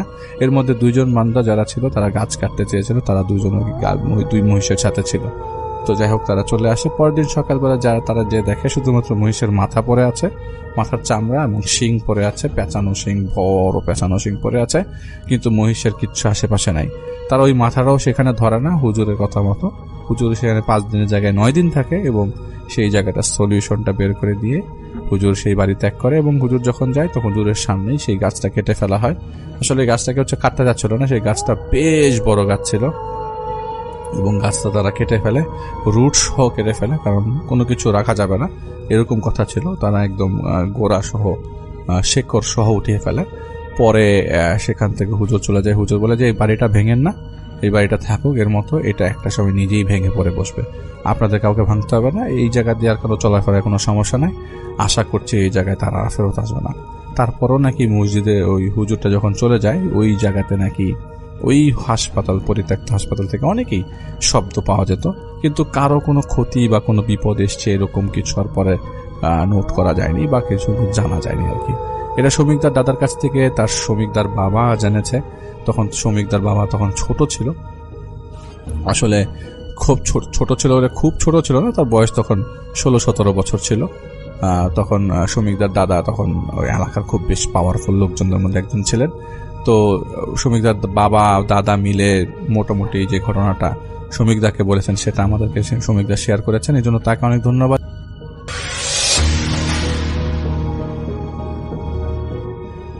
ধন্যবাদ রাসেল ভাই আমাকে ভূতে প্রেমের সুযোগ করে দেওয়ার জন্য। তবে আজকে যে ঘটনাটা আমি শেয়ার করব, এই ঘটনাটা একটি কালো জাদু কেন্দ্রিক ঘটনা। আশা করব অডিয়েন্সদের এই ঘটনা অনেক ভালো লাগবে। আপনি বলেছিলেন ভয়েস মেল পাঠাতে, আমি রেকর্ড করে পাঠাচ্ছি এবং আপনার যদি ভালো লাগে অবশ্যই শেয়ার করে দিবেন। আমাদের গ্রামে ছিল আব্দুল কাদের, ওনার নাম ছিলেন, একজন একদম সুস্থ মানুষ, গ্রামে সবাই তাকে অনেক সম্মান করত। তো কিন্তু হঠাৎ একদিন তাকে তার শরীরে অদ্ভুত সব সমস্যা শুরু হয়ে যায় আমাদের গ্রামের মধ্যে, মানে হঠাৎ করেই তার একটা অদ্ভুত সমস্যা শুরু হয়ে গেল। তো প্রথম তিনি বলতেন যে আমার বুকের ভেতর কেউ মানে মনে হচ্ছে আঘাত করতেছে, হ্যাঁ তাকে মনে হচ্ছে কেউ হানাহানি করতেছে, এরকম কথা বলতো। মানে বলে যে সুইয়ের মতো কেউ ঢুকাই দিচ্ছে এরকম লাগে। তো ডাক্তার দেখানো হলো, ডাক্তার কোনো মানে রেজাল্ট পাচ্ছে না। ওর এত ট্রিটমেন্ট, এত মনে করেন এক্স রে করতেছে, আলট্রা করতেছে, এত কিছু করছে, কোনো কিছুই তাদের কাছে ধরা পড়ে না। অথচ তিনি চিল্লায় ওঠেন, উনি বলছেন ইনি তো একদম সুস্থ স্বাভাবিক, কিন্তু উনি এত অসুস্থ কিভাবে হচ্ছেন সেটা বলতে পারেনি। পরে গিয়ে রাসেল ভাই কবিরাজ দেখানো হলো। তো এমনকি শহরের বড় হাসপাতালে নেওয়া হলো, কিন্তু রিপোর্টে কিছুই ধরা পড়ে নাই তখন। তো কিন্তু সমস্যা দিন দিন বাড়তেই লাগলো। তো রাতে হঠাৎ তিনি বিছানা থেকে লাফ দিয়ে উঠতেন, নিজের বুক চেপে ধরে চিৎকার করতেন। আর এই চিৎকার যদি মানে আপনারা কেউ রাসেল ভাই ওখানে দেখতেন তাহলে বুঝতে পারতেন যে আসলে তার চিৎকারটা কেমন ছিল, মানে বুকের মধ্যে একটা মানুষকে যদি সুই ঢুকানো হয় যে চিৎকারটা অনুভব হয়, ওই রকম ধরে চিৎকার, মানে পুরো অন্যরকম ভাবে চিৎকার করতেছেন তিনি। তো আর বলতেছেন আমাকে, আমার বুকে মারিস না, আমার বুকে মারিস না, আমার ক্ষত হয়ে যাচ্ছে। মানে সত্যিকার অর্থে একটা মানুষকে যদি বুকে মারা যায় যে ফিলটা হবে রাসেল ভাই, ঠিক ওই রকম ঘটনা ঘটতেছিল। যে মানে তার শরীরে মাঝে মাঝে ছোট ছোট কালো দাগ দেখা যেত, লাল হয়ে আছে দাগগুলো, যেন ভিতর থেকে কেউ মানে ধারালো কিছু ফুটিয়েছে, বা লাল হয়ে যায় না রাসেল ভাই, কিছু কিছু রোগ হলে যে যেমন লাল লাল লাল ওঠে তিলের মতো, এরকম পুরো শরীর তার ভরে গেছে। তো তখন মানে সবচেয়ে ভয়ঙ্কর বিষয় ছিল যে যখন এই ব্যথা উঠতো ঠিক তখনই বাড়ির পাশের বাজার থেকে অদ্ভুত মহিলার একটা হাসির শব্দ শোনা যাইত, কিন্তু যাওয়ার পর ওখানে কিছুই দেখা যাইতো না। তো গ্রামের মানুষ বলতে শুরু করলো কেউ নাকি কালো জাদু করছে, হয়তো আপনারা ভালো একটা কবিরাজকে দেখান, এনার তো খুবই মারাত্মক সমস্যা হয়েছে। কিন্তু রিয়াদের বাবা এসব বিশ্বাস করতেন না, মানে হচ্ছে তার যে ছেলে ছিল আর কি, ওই মুরব্বীর ছেলে বিশ্বাস করতেন। তিনি বলতেন যে এসব কুসংস্কার, এগুলো জীবনও হতে পারে না। এরপর এক রাতে ভয়ঙ্কর ঘটনা ঘটে। সেটা ছিল সেদিন গভীর রাতে আব্দুল কাদের হঠাৎ বিছানা থেকে উঠে দরজার দিকে তাকিয়ে থাকেন। তার চোখ পুরো সাদা হয়ে গিয়েছিল। তিনি কাঁপা গলায় বলছিলেন, ওই বুড়ি আবার আসছে বলছেন, তো ওর হাতে পুতুল, এটা বলল। তা তারপর নিজের গলায় 2 হাত চেপে ধরে মাটিতে পড়ে যান। পরিবার সবাই ছুটে আসে, তারা দেখে তার গলার 2 পাশে লাল দাগ, যেন কেউ মানে শক্ত করে চেপে ধরেছিল, এরকম দাগগুলো যে থাকে এরকম দাগ। তো সেই রাতের পর থেকে তিনি আরো মানে স্বাভাবিক ছিলেন না। তিনি রাসেল ভাই যখনই মানে আপনি যদি একটা মানুষ, যদি জাগ্রত মানুষ থাকে, তাকে যদি লোহা বা কোনো কিছু দিয়ে যদি বুকের মধ্যে পাড় দেওয়া হয়, এইভাবে পাড় দিলে তার শরীরের যে অনুভূতিটা হবে, যেভাবে চিল্লাবে, ঠিক ওইভাবেই এই চাচা বলতে এই মুরব্বী চিল্লাইতেন। তো সেদিন অস্বাভাবিকভাবে তিনি ঠিক এরকম করেই চিল্লাচিল্লি করতেছিলেন। তো মানে কখনো বলতেন তিনি যে জানালার পাশে কালো কাপড় পরা এক মহিলা দাঁড়িয়ে আছে বলে চিৎকার দিতেন যে জানালার পাশে এটা, এই মহিলাটাকে সরান, এটাকে মানে আমরা ওখানে সবাই স্টিল নাও চতুর্পাশে তার মাথা ছাইট পাশে পায়ের মধ্যে সবাই বসে বসে আছে, কান্নাকাটি করতেছে, কেউ সেবা করতেছে। আর উনি হঠাৎ করে জানালার দিকে তাকিয়ে বলতেছেন, এই কালো মহিলাটাকে এটাকে সরান, এইরকম করে তিনি চিৎকার দিচ্ছেন আর কি। তো পরে মানে কখনো বলতেন যে কেউ তার কানে ফিসফিস করে বলে, একটা একটা করে সুই ঢুকাবো তোর ভিতরে, আর সুইয়ের কথা ওরা আমার সুই দিচ্ছে, আমার পেটের মধ্যে সুই দিচ্ছে, এরকম করে বলতেছে। ঠিক 1 সপ্তাহ পর ফজরের আগে তিনি হয়তো রাসেল ভাই, আল্লাহ রাব্বুল আলামিন তার হায়াত রাখেননি, বা হয়তো কুচক্রী মহলের হাত পড়েছে, হ্যাঁ, হয়তো বা কারো কোনো ভুল করেছে যার জন্য তাকে এরকম পাঠার পল্লী হইতে হয়েছে। তো তারপর তিনি ফজরের আগে তিনি মারা যান। মৃত্যুর আগে শেষ কথাটা ছিল, পুতুলটা পুড়িয়ে ফেলো, ও আমাকে পুতুলের মাধ্যমে একটা সাদা জিনিস আমাকে হানাহানি করছিল, এই কথাগুলো আমরা শুনতে পারছি। তো বলতেছে যে বৃদ্ধ হয়েছে, মুরব্বী মানুষ কি না কি বলতেছে, এটা হইতে পারে না, আগের কালে মানুষ হয়তো বা এটা বলতেছে, কিন্তু কেউ বুঝতে পারেনি তিনি কি বলতে চেয়েছিলেন। 6 মাস কেটে যায় তার মৃত্যুর পর। তো একদিন দুপুরে ওনার যে নাতি ছিল রিয়াদ, অর্থাৎ ওই চাচার, উনি তো দাদু ছিলেন, তার ছেলের ছেলে। তো রিয়াদ বাড়ির পাশে নতুন ঘর বানানোর জন্য মাটি কাটছিল, তার সাথে ছিল তার বন্ধু সোহেল। হঠাৎ তার মা ওখানে পাশে জঙ্গলগুলো কুড়াচ্ছিল, হঠাৎ কোদাল শক্ত কিছুর সাথে লাগে, টং করে ওঠে। তো লাগার পর ও বলতেছে যখন ওই পাশে সে কোপ দিতে গেল, এখন রিয়াদের মা বলতেছে ওইদিকে কোপ দিস না, ওইদিকে কোপ দেওয়া লাগবে না, তো ওইদিকে রাখ, অমনে রাখ, মানে এখানে কোপ দিতে দিচ্ছে না। ও বলছে কি মা, তুমি এইখানে কেন জানি কোপ দিলে, তুমি রাগ হয়ে যাচ্ছ, ঘটনা কি? এই কথা বললো যে ঘটনা কি, তুমি এত রাগ হচ্ছ কেন, এইখানে কোপ দিলে কি, এখানে তো দিতেই হবে, যেহেতু আমার ঘর তো এই সীমানা পর্যন্ত হবে, এখানে তো ইট গাঁথতে হবে, এটা তো কোপ দিতেই হবে। এই যখন এই কোপ দিল, দেওয়ার পর রিয়াদ তো প্রথম ভাবলো যে এটা মনে হয় পাথর টাথর কিছু একটা হবে, কিন্তু মাটি সরাতেই তাদের মুখ শুকিয়ে যায়। মাটির নিচে ছিল একটা পুরনো কাপড়ে মোড়ানো পুতুল। পুতুলটার মুখ কালো সুতো দিয়ে সেলাই করা, চোখের জায়গায় লাল পুঁতি, আর পুরো শরীরে গাঁথা ছিল অসংখ্য মরিচা ধরা সুই। তো পুতুলটার বুকের অংশে সবচেয়ে বেশি সুই মারা ছিল বুকের অংশে। তো রিয়াদের বুক তো ধক করে উঠে যে, কারণ তার দাদাও মৃত্যুর আগে বুকের ব্যথায় চিৎকার করতেন। সোহেল ভয়ে বলল যে এটা ফেলে দে দোস্ত, মানে সোহেল ওর বন্ধু বললো। ওর মা বলছে এটা কি, এগুলো ফেল দে এগুলো। ওর মা খুব তাড়াহুড়ো করতেছে যেন এটা পরিবারে জানাজানি না হয়। কিন্তু রিয়াদ হাত বাড়িয়ে একটা সুই টান দিতে হঠাৎ পাশের ঘর থেকে তার বাবা চিৎকার দিয়ে মাটিতে পড়ে যান। সবাই দৌড়ে যায়, তার বাবার বুক চেপে ধরেছে, নিঃশ্বাস নিতে পারছে না। রিয়াদের মাথা ঘুরে যায়, সে দৌড়ে আবার পুতুলটার কাছে আসে, কাঁপতে কাঁপতে। আর একটা সুই খুলতেই তার বাবা আবার চিৎকার দেয়। এবার পুরো পরিবার বুঝে যায় যে এটার সাথে কিছু আছে। ঠিক তখনই হঠাৎ বাতাস ঠান্ডা হয়ে যায়, চারপাশের বাঁশঝাড় একসাথে কাঁপতে শুরু করে, যেন ঝড় উঠেছে। হঠাৎ আকাশ একদম শান্ত। রিয়াদ দেখতে পেল দূরে বাঁশঝাড়ের পাশে একটা কালো অবয়ব দাঁড়িয়ে আছে, একজন বৃদ্ধা। তার মুখ দেখা যাচ্ছে না, শুধু সাদা দাঁত দেখা যাচ্ছে অন্ধকারের ভিতর। বৃদ্ধটা ধীরে ধীরে বলল, সব সুই খুললে সবাই মরবে। এরপর সে অদৃশ্য হয়ে যায়। সেই রাতেই গ্রামের সবচেয়ে পুরনো এক হুজুরকে ডাকা হয়। তিনি পুতুলটা দেখে সঙ্গে সঙ্গে পিছিয়ে যান। তিনি বললেন, এটা সাধারণ কিছু না, এটা বাঁধন, কালো জাদু। কারো শরীরে ক্ষতি করার জন্য পুতুলে সুই মারা হয়। হুজুর আরো বলেন, তোমাদের দাদার ব্যবহার করা কাপড় বা চুল দিয়ে এটা বানানো হয়েছে। তারপর রিয়াদের মা তখন মনে করেন হয়তো বা আমি নিজেই ধরা খেতে চলেছি। তারপর রিয়াদের মা চিন্তা করেন, আরে না না, এটা তেমন কিছু, এই কাপড় কোথায় ছিল? কিন্তু রাসেল ভাই, সবচেয়ে বড় কথা হলো এটা বোঝা গিয়েছে যে তিনি যে এই ঘটনা ঘটিয়েছেন, এবং মানে তার মুখের মধ্যে আমতা আমতা কথা।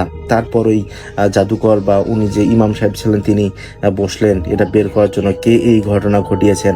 তারপর ইমাম সাহেব সব কিছু বের করে ফেললেন এবং সঙ্গে সঙ্গে বললেন, যে এই কাজ করেছে এই চিনি পড়াটা সবাইকে খাওয়াও, এখানেই সে স্বীকার করবে। তারপর তার মা খাইতেছে না, বলে না, আমি চিনির সমস্যা আছে।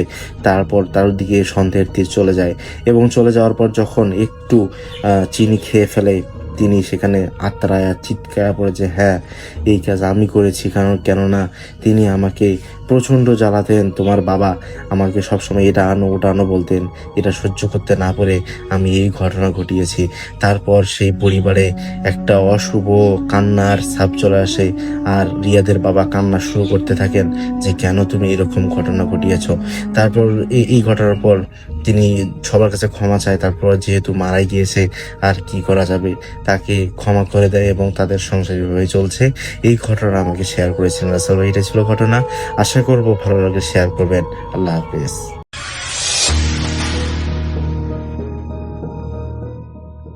ঘটনাটি যিনি পাঠিয়েছেন তার নাম আমিন হোসেন, এবং তিনি ঢাকায় থাকেন।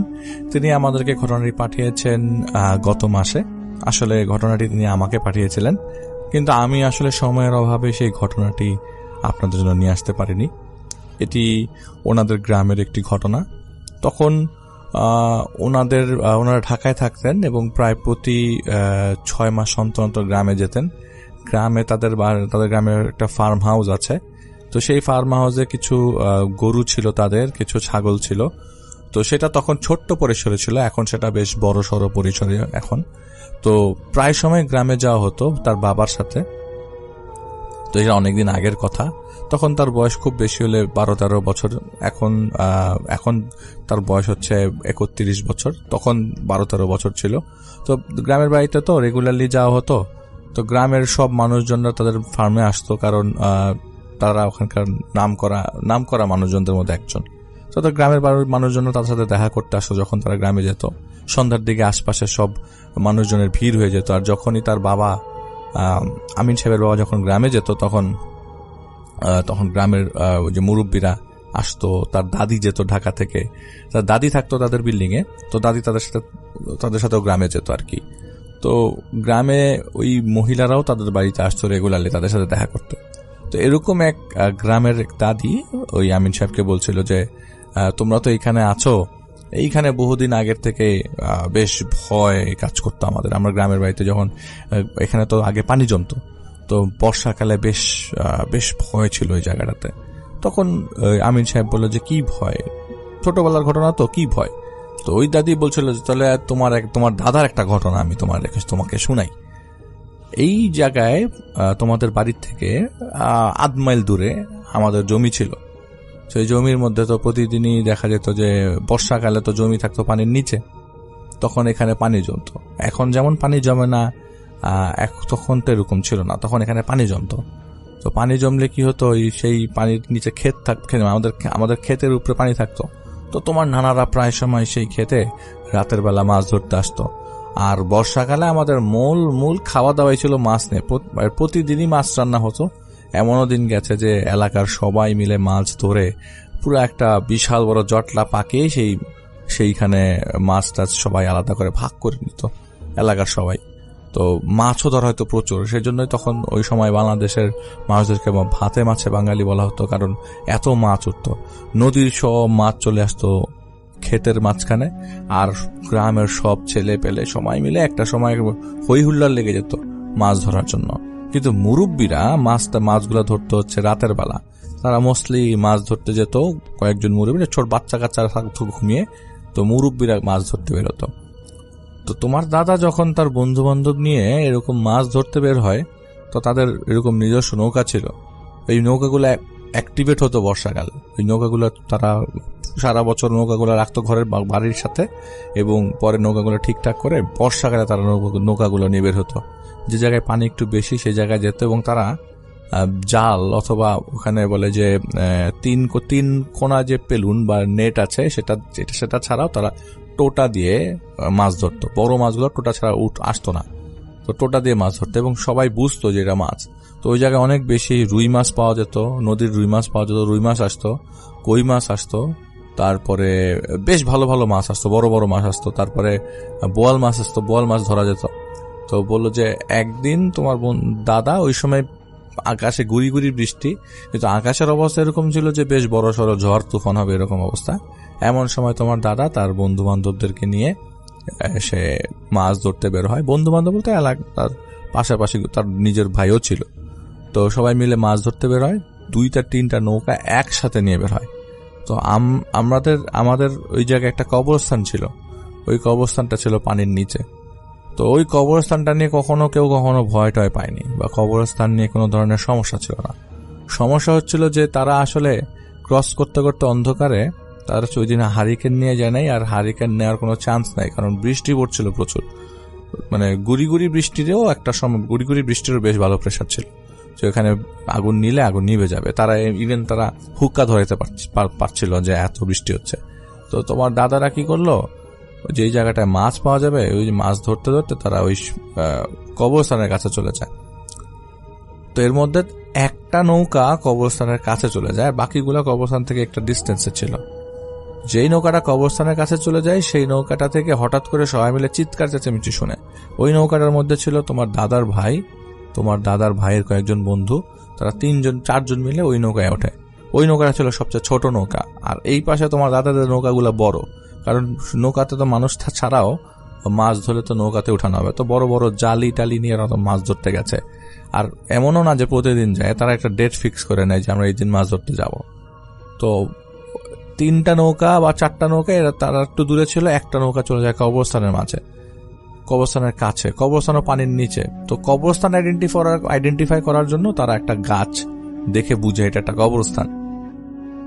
তো দাদার ভাই তারা প্রচন্ড জোরে চিৎকার চেঁচামেচি করতে থাকে। তখন খুব বেশি রাত না, 11টা 11:30 বাজে, 11টা 11:30, তখনকার সময় গভীর রাত। মানুষজন তখন সন্ধ্যা 6টা 7টা ঘুমায় যেত। এটা মোরলেস আমরা সবাই জানি। এখনো গ্রামের অনেক এলাকায় দেখা যায় যে সন্ধ্যাবেলা 7টা 8টার মধ্যে অনেকে ঘুমিয়ে যায়। এটা অনেকের অভ্যাসের মধ্যে পড়ে, স্পেশালি বয়স্কদের মধ্যে, নিউ জেনারেশন না।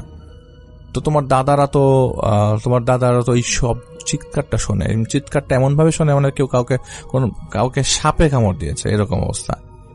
তো তারা মনে এটাই মনে করে যে হয়তো কোনো সাপে কামড় দিয়েছে, আর তারা যেই জায়গা থেকে চিৎকারটা শোনে সেটা সেই জায়গার গাছের দিকে তাদের নজর পড়ে। আকাশ ছিল পুরা লাল আকাশও পরিষ্কার, পুরা মাঠের সবকিছু পরিষ্কার, মাছও পরিষ্কার, এবং মাছ যে নড়াচড়া করছে সেটাও দেখা যাচ্ছে যে মানে আলো আছে একটা, মানে অন্ধকারের মধ্যেও কিন্তু মানুষ একটা আলো খুঁজে পায়। তো সবাই শুনে, ওই 3টা নৌকার সবাই বলে, এই তোরা চল চল চল, মাছ পরে ধরি আগে, কি অবস্থা দেখি আগে। তো তারা সবাই মিলে এই নৌকা টেনে নিয়ে তাদের কাছে যায়, দেখে তাদের নৌকা, তারা কাছাকাছি যাওয়ার পর দেখে তাদের নৌকাটা উল্টে গেছে। এর মধ্যে তোমার দাদার যে ভাই ছিল, তার ভাই শুধুমাত্র কবরস্থানের দেয়াল, ওই কবরস্থানের 4 কোণায় 4 দেয়াল ছিল না, ওই কবরস্থানের সাথে জমির একটা সমস্যা ছিল, পাশের বাড়ির জমির একটা সমস্যা ছিল, জমি নিয়ে একটা বিরোধ চলছিল। সেই কবরস্থানে ওই জমি বরাবর একটা দেয়াল তোলা হয়েছিল, সেই দেয়ালটা শুধু এক পাশের দেয়াল ছিল, ওটা শুধুমাত্র পশ্চিম দিক দিয়ে একটা দেয়াল তুলে দেওয়া হয়েছিল। কবরস্থানটা তো 4 কোণা এবং এটা পারিবারিক গোরস্থান, তো ওইটাতে একটা দেয়াল তোলা ছিল। ওই দেয়ালের মধ্যে তাদের নৌকাটা আটকানো, মানে নৌকাটা মোটা মোড়লে ওই দেয়ালটার কাছাকাছি, দেয়ালটার সাথে লেগে আছে বা এরকম কিছু। তো দেয়ালটা দেখা যাচ্ছে পানির নিচে, এবং দেয়ালের মধ্যে দাঁড়ানো যাবে। যদি দেয়ালে দাঁড়াই তাহলে পানির পায়ের সাথে পানির যে গভীরতা দেয়ালে দাঁড়ালে সেটা মোটামুটি হাঁটুরও নিচে। তো পানি কিন্তু বেশ এই জায়গায়। তো তাদের নৌকাটা আছে উল্টে, এবং তোমার দাদার ভাই সে কবরস্থানের মাঝ বরাবর দাঁড়িয়ে আছে, তার বুক সমান পানি, এবং তার সাথে যে 2জন আছে তারা 2জন একটু দূরে চলে গেছে। তো দাদা বলে, কি হয়েছে তোর, ওরা 2জন কই? ওরা 2জন ওই পাশে চলে গেছে, ওরা ওই পাশে হাঁটতে ওই পাশে চলে গেছে। তুই জায়গায় কেন? বলে, আমরা মাছ টোটা দিয়ে ভারী দিতে দিতে মাছকে ফলো করতে করতে কবরস্থানের কাছে চলে আসছি।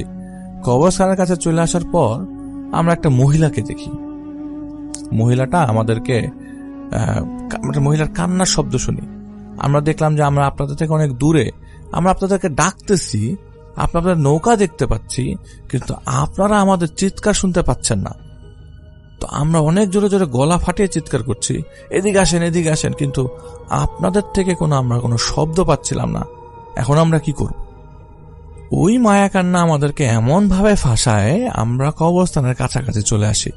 ওই মহিলা ছিল কবরস্থানের বাইরে দেয়ালের উপরে বসা, ওই মহিলা পানির মধ্যে বসা ছিল। তা আমরা তাকে জিজ্ঞেস করব, কাছাকাছি আসার পরে আমাদেরকে মহিলাটা এমন ভাবে আমাদের নৌকাটা ধাক্কা দিল, আমাদের নৌকাটার সাথে সাথে উল্টে গেল, আর আমি পড়ে গেলাম। তো ওই মহিলা বলে, আমি পড়ে যাওয়ার পরে আমার কাছে মনে হলো যে ওই মহিলা কবরস্থানের মধ্যে ঢুকলো। এরপরে মহিলাকে আর আমরা দেখলাম না। তা আমরা বুঝলাম আমরা হয়তো কোনো বাজে খপ্পরে পড়ে গেছি, কোনো জিনের খপ্পরে পড়েছি, অথবা পিশাচের খপ্পরে পড়েছি। এখন আমি দেখলাম যে ওরা আমাদের সাথে ছিল, নৌকা উল্টানোর পরপর ওরা 2জন আমার থেকে অনেক দূরে, আমি কবরস্থানের মাঝে। তো আমি বুঝতে পারছিলাম যে কবরের উপর দিয়ে আমি হাঁটছি। উনি বলছে, আমি কবরের উপর দিয়ে হাঁটছি, কোনো মতে কবরটা ক্রস করে আমি আসলে দেয়ালটা খুঁজছিলাম, দেয়ালটা কোন পাশে, কিন্তু ওই কবরস্থানটা এত বড় না যে আমি আসলে দেয়ালটা খুঁজে পাবো না। উনি বলছে যে আমি এতক্ষণ যাবত, ওখানে প্রায় 1 ঘন্টা হয়ে গেছে, তো 1 ঘন্টা যাবত এই নৌকাটা এদিকে আর ওই নৌকাগুলো ওই পাশে মাছ ধরছিল, তার দাদার ভাই, তোমার দাদারা এই পাশে মাছ ধরছিল, তোমার দাদার ভাইরা ওই পাশে মাছ ধরছিল। তো তোমার দাদার ভাইরা যে 1 ঘন্টা যাবত এই জায়গায়, ওনারা কবরস্থানের মধ্যে, উনি এটা তোমার এই দাদারা আসলে টের পায় নাই, কারণ তারা মাছ ধরায় ব্যস্ত ছিল। তো ওই তোমার তোমার দাদার ভাই বলছিল যে আমি কবরস্থানের ভেতরে হাঁটছি, কবরস্থানটা এত বড় না, খুব বেশি হলে কবরস্থানটা বেশি হলে 5-6 কাঠা জমির মধ্যে হবে। ওইটা নতুন কবরস্থান, সেটা আরো এক্সটেন্ড করার কথা।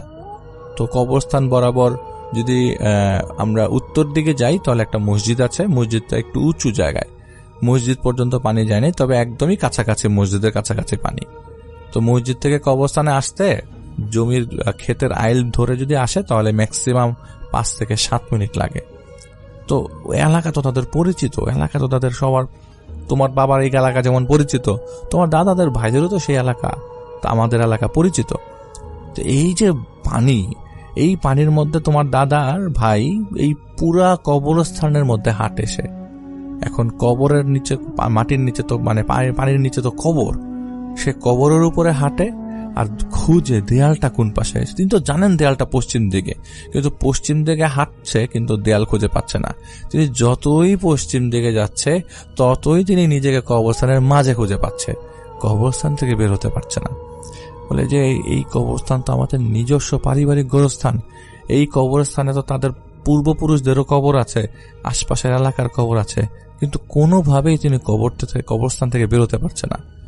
তিনি তার নৌকায় যে দুইজন ছিল তাদের দুইজনকে সাথীকে ডাকছে, ওই সাথী দুইজনের কোনো খবর নাই, অথচ তাদের দুইজনের যে মাথা, বুক সমান পানি এবং তাদের দুইজনের মাথা দেখা যাচ্ছে, তিনি ওই মাথা ধরেও তাদের পিছনে যেতে পারছে না। তো তিনি বলছে যে আমাকে বাঁচা, তোরা তাড়াতাড়ি আয়, কিরে আমি এই জায়গায় আটকে পড়ে গেলাম। তো একটা পর্যায়ে নাকি ওই মহিলার কান্না তিনি আবারও শুনতে পান। তিনি বেরোতে পারছিলেন না, কিন্তু সেই জায়গায় তিনি যতই পশ্চিমের দেয়ালের দিকে যাচ্ছিলেন ততই তিনি পিছনের কবরস্থানের ওই গাছ বরাবর চলে আসছিলেন। ওই কবরস্থানটা যদি চার কোণা চিন্তা করলে পশ্চিম দিকের দেয়াল এবং পূব দিকে একদম পূর্ব দিকের কর্নারে একটা গাছ ছিল, যে গাছটা ছিল আইডেন্টিফাইং পয়েন্ট। গাছটা বেশ বড় গাছ।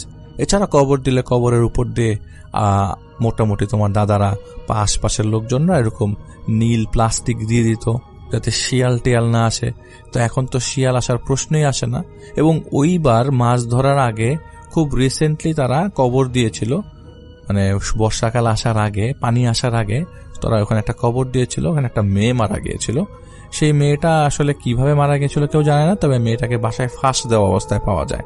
সেই মেয়েটার কবর ছিল ওই জায়গাতে, কিন্তু মেয়েটাকে কবরস্থানের ভেতরে কবর দিতে দেয় নাই গ্রামবাসীরা, যেহেতু তারা সবাই চিন্তা করে মেয়েটা সুইসাইড করেছে।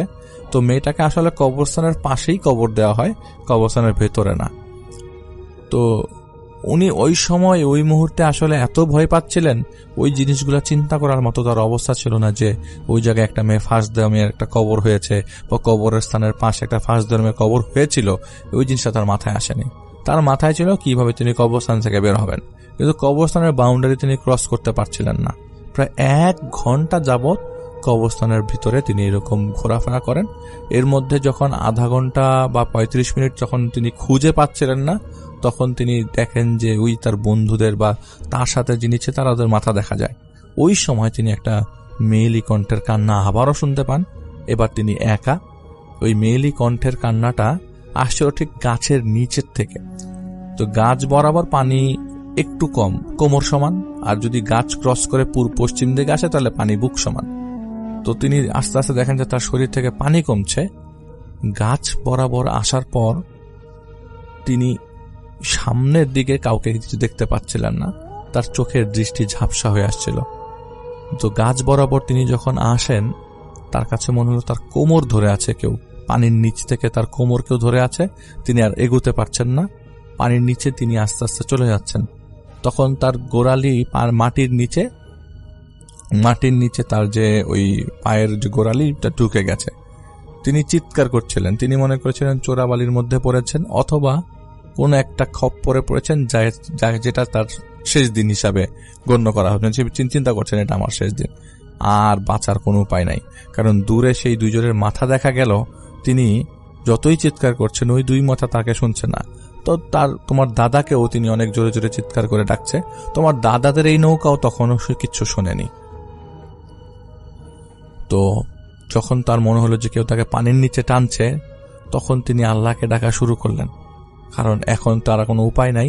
তিনি ওই গাছ ক্রস করে তার বন্ধুরা আরেকটু দূরে, কিন্তু বোঝা যাচ্ছে তার বন্ধুরা ওই জায়গায় আছে। তো জোরে জোরে ডাকছেন, কিন্তু কোনো খবর নাই। হঠাৎ করে তিনি ওই সূরা পড়া শুরু করলেন চোখ বন্ধ করে। তিনি দেখলেন তার হাতের কাছে তাদের নৌকাটা চলে এসছে। হঠাৎ করে এটা নৌকাটা তাদের হাতের কাছে। তিনি হাত দিয়ে ধরে নৌকাটা পাচ্ছিলেন, যে পানির মধ্যে তার নৌকাটা। তো নৌকাটা তিনি যখন উঠান, দেখেন যে এটা আসলে নৌকা না, এটা একটা মানুষের লাশ পানিতে ভাসছে।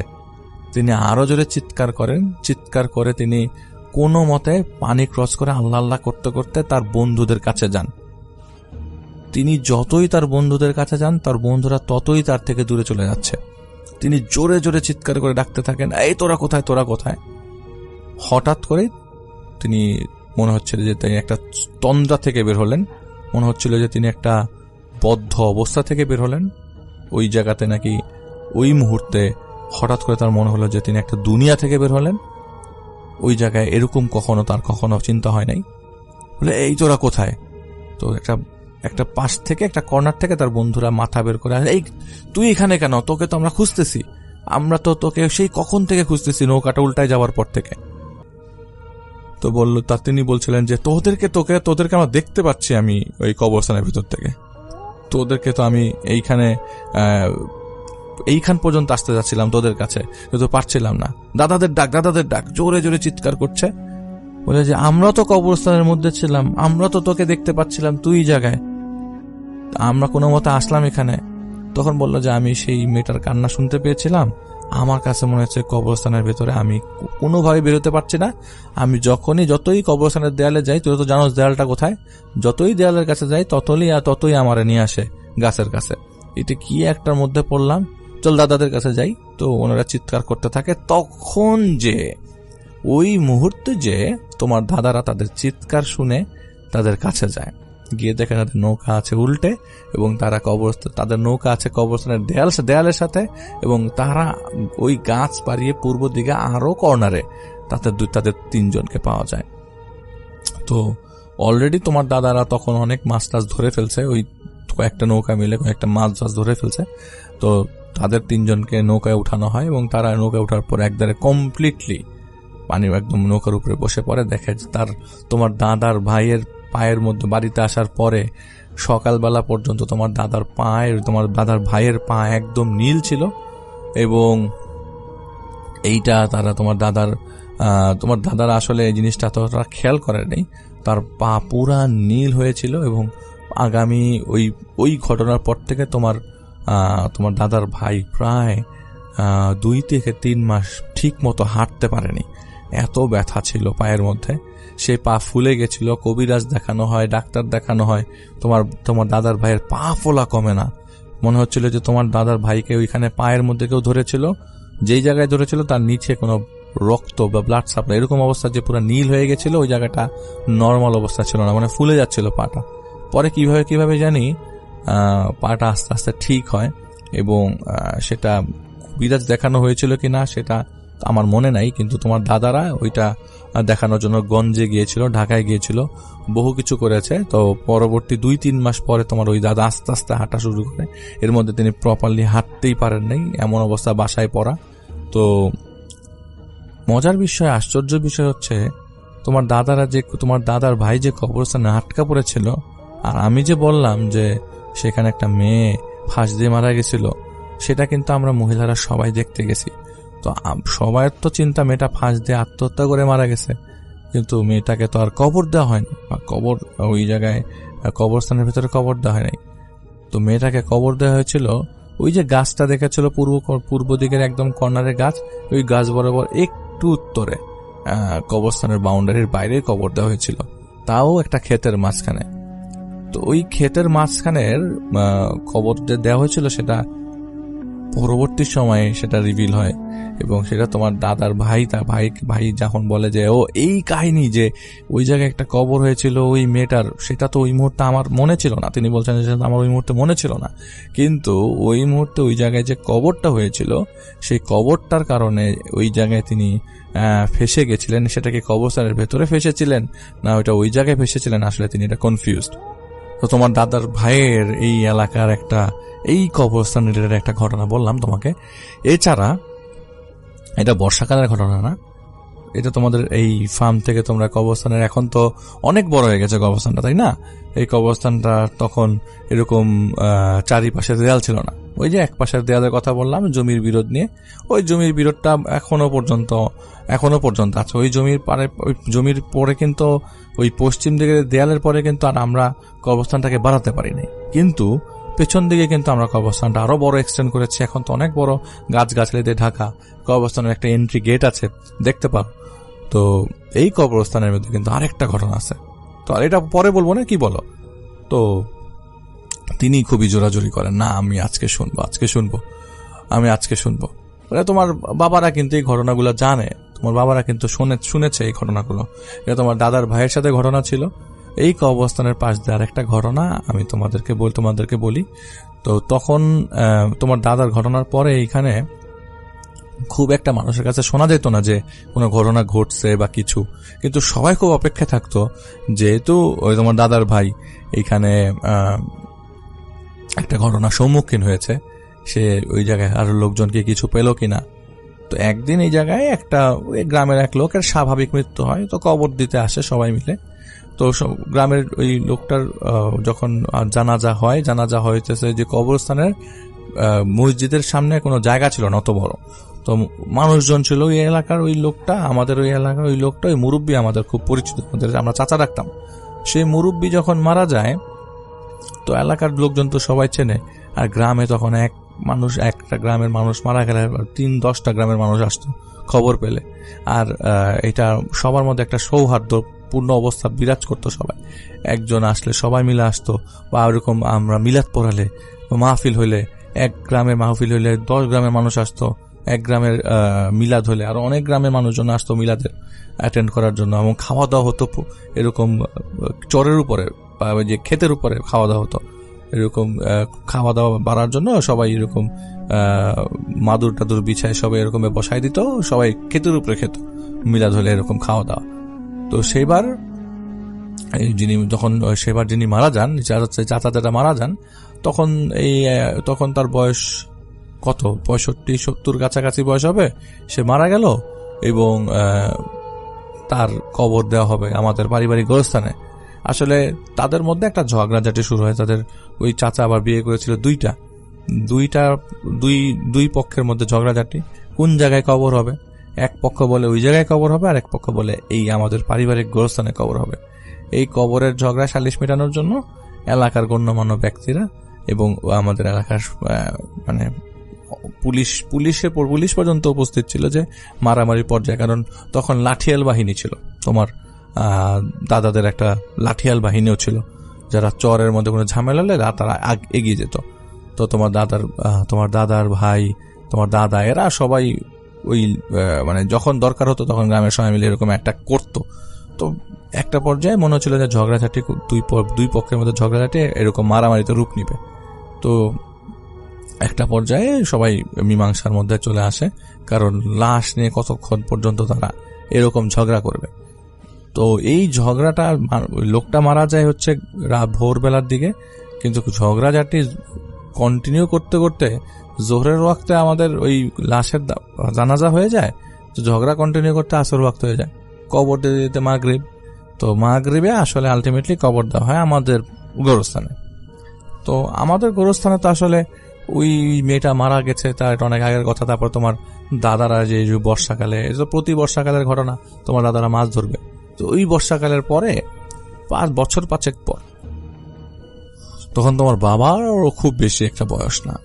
যাই হোক, শোনো, তোমার দাদি তো আমাকে মানা করে খালি ঘটনা বলতে, কিন্তু আমাদের এলাকায় কিন্তু অনেক ভয়ের ঘটনা আছে।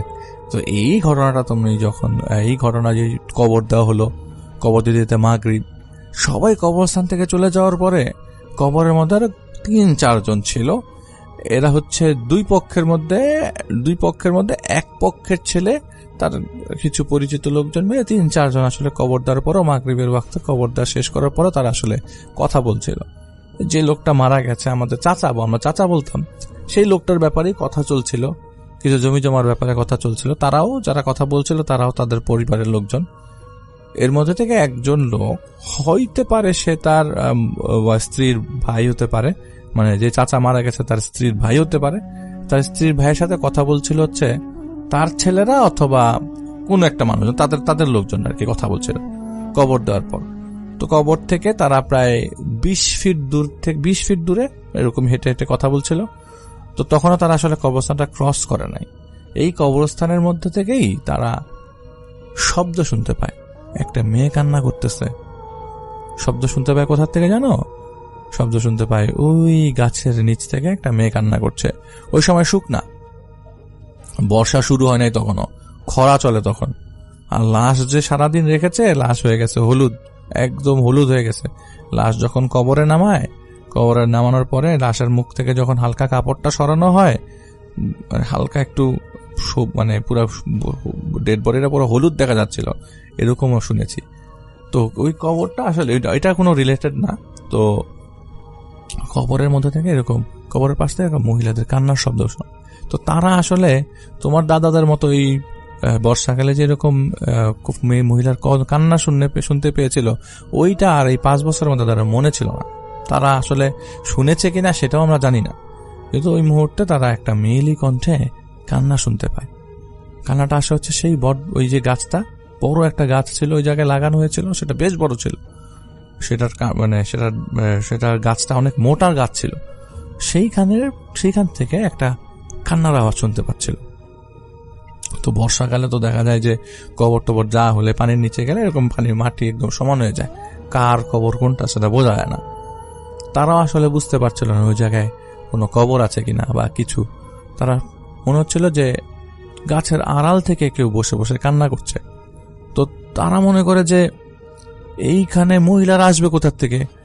আর তাদের চিন্তা হলো যে কবর দেওয়া হলো, ওই সময় তো সবাই ঝগড়াঝাটিতে ব্যস্ত ছিল, এরকম করে তো কেউ কান্না করে নাই। তো কান্না করছে কে গাছের এখান থেকে? তারা 3 জন মিলে গাছটার চারিপাশে যে উকি দেয়, কিন্তু কোনোভাবেই কাউকে খুঁজে পাচ্ছে না। তারা ওই মুহূর্তে 3 জন বা 4 জন ছিল, খুঁজে পাচ্ছে না। তো তারা ওইরকম বিড়ি ধরায়, সিগারেটের মতো বিড়ি ধরায়। তারা আবার দূরে এসে কথা বলতে থাকে। তখনও তারা কবরস্থানটা ত্যাগ করে নাই, তাদের সাথে হাতে হারিকেন ছিল। তো হঠাৎ করে দেখায় হারিকেনের আলোটা বাতাসে নিভে গেছে, বাতাস ছিল ওই জায়গায়, তো নিভে গেছে। তারা খেয়াল করেনি, তারা ওই বিড়ি খাচ্ছিল, কথা বলছিল। গ্রামের মানুষ তো অন্ধকারে এসব কথা বলা অভ্যাস আছে। ক্ষেতের আইল ধরে যারা হাঁটে, সারাদিন খালি পায়ে হাঁটে, তারা জানেও যে কোন পাশে হাঁটলে, কোন দিক দিয়ে হাঁটলে তাদের পায়ে তারা ব্যথা পাবে না, আর অভ্যাস হয়ে গেছে। গ্রামের কমিউনিকেশনও ছিল আসলে তখন ক্ষেতের মাঝখানে, আইলের মাঝখান দিয়ে হাঁটা চলাফেরা করা, বড় রাস্তা নাই বললেই চলে। তো তোমার ওই ওরা কি করে, ওরা কথা বলতে থাকে, এটা ওদের মুখ থেকে আমার শোনা। ওরা কথা বলতে থাকে, আবারও যখন এই পাশে এসে কথা বলছিল, ওরা তখন ওই দেয়ালের কাছাকাছি দেয়াল বরাবর ওই পাশের খেতে কথা বলছিল। তো ওরা এখন প্ল্যান করছে যে ওরা মসজিদের দিকে যাবে, ঈশার নামাজ পড়বে, এরকম প্ল্যান করছিল যে একবারে মসজিদে যেন ঈশার নামাজ পড়ে তারপর তারা বাড়িতে যাবে। তাদের বাড়িটা আবার ওই জায়গা থেকে একটু দূরে ছিল, হেঁটে যেতে গেলেও 10-15 মিনিট লাগে বা 10-12 মিনিট লাগে। তারা কথা বলতেছিল, হঠাৎ করে আবারও তারা শোনে যে একটা মহিলার কান্না। তো তারা আবারও কৌতূহল বশত সেই গাছের কাছে যায়, যে মহিলারা যে কান্না করছে, কোন মহিলা কান্না করছে, কোন বাড়ির মহিলা নাকি? তাকে বলা দরকার যে কান্না করেন না, তো কবর দেওয়া হলো মাত্রই, বাড়িতে যান, আত্মা কষ্ট পাবে। এই ধরনের একটা মেন্টালিটি নিয়ে তারা আবারও ওই গাছের কাছে যায়, যে গাছটা খুব ফেমাস গাছ। তো তারা যাওয়ার পরে দেখে যে ওখানে কোনো মহিলা মানুষ কান্না করছে না। হঠাৎ করে পূব দিক থেকে ক্ষেতের আইল ধরে একটা লোক আসছে। লোকটা বেশ লম্বা চড়া, কিন্তু ওই লোকটাকে দূর থেকে বোঝা যাচ্ছিল না যে লোকটা কে, বা তারা আসলে লোকটাকে আদৌ চেনে কিনা। লোকটা আস্তে করে হেঁটে ঠিক ওই বাউন্ডারির কাছাকাছি চলে আসে। তখনও কবরস্থানটা তো বড় হয়নি। তো বলছে যে আপনারা কারা বাবা? তো ওনারা জিজ্ঞেস করছে আমাদের এলাকা, আমরা কারা, আপনাদের তো আগে আমরা দেখি নাই কখনো। তো ওই মুহূর্তে ওই লোকটা বলে যে আমাকে আপনারা চিনবেন না, কিন্তু আপনারা এই জায়গাটা আজকে একটা কবর হলো, তাই না? আপনারা বাড়িতে যান, দোয়া কালাম পড়েন, কবরের কাছে কি করেন, কবরস্থানের কাছে কি করেন? আর কবরস্থানের কাছে যদি কিছু করতেও চান, কবরস্থানের যে জায়গায় কবর দিয়েছেন সেটার পাশে থেকে দোয়া করতে থাকবেন, দোয়া করতে পারেন। এই কবরস্থানের বাইরে এই ধরনের এই সময় কথাবার্তা বলাটা কেমন না? বাড়িতে চলে যান, কবর দিয়েছেন তো একটা, তাই না? বাড়িতে চলে যান, থাক। চাচা আপনারা তো আমরা চিনলাম না। না, আমাকে চিনতে হবে না, আমার বাড়ি ওই জায়গায়। তো তারা বলে ও আচ্ছা ঠিক আছে। তো তারা যখন পেছনে ফেরে 3 জন একসাথে দেখে, পেছনে ফেরে বলে যে ওই রুমের নামে তো কোনো বাড়ি এই জায়গায় নাই। পেছনে তাকাতে দেখায় সে লোকটাও সেখানে নাই। কিন্তু তারা যখন তাদের ওই মসজিদ বরাবর হাঁটতে শুরু করে, ওই যে উত্তর দিকের যে ক্ষেতের আইল ধরে একটু ঢিবির মতো উঁচু যে জায়গাটা, ওই জায়গায় বাড়ি ঘরের আছে, ওইটা বেশিক্ষণ লাগে না যেতে, ক্ষেতের আইল ধরে। তো ওই মসজিদ বরাবরই তো কবরস্থান। তো তারা মসজিদের দিকে রওনা দিতে থাকে। তো চিন্তা করতে থাকে যে মহিলাটা পাইলাম না, কান্না করছিল, লোকটাকে আমরা চিনলাম না, বললো কবরস্থানে থাকতে না, তাহলে কি এটা জিনটিন নাকি? তারা এটা বলে মসজিদের ভেতরে যায়। মসজিদের ভিতরে হুজুরকে জিজ্ঞেস করলো যে হুজুর, আমরা তো এই জায়গায় কিছুক্ষণ আগে ছিলাম, একটা মেয়ের কান্না শুনছিলাম, তো প্রায় কান্নাটা 2বার শুনলাম, 2বার শুনে 2বারই দেখতে গেলাম, কিন্তু কাউরে পাইলাম না, এবং স্পষ্ট বুঝলাম যে ওই গাছটার নিচ থেকে কেউ বসে বসে কান্না করতেছে, কিন্তু কাউকে পাইলাম না কবরস্থানের ভিতরে। তখন হুজুর বলল যে, ওই মসজিদের ইমাম সাহেব বলল যে দেখেন, আমরা তো এই জায়গায় থাকি, আমার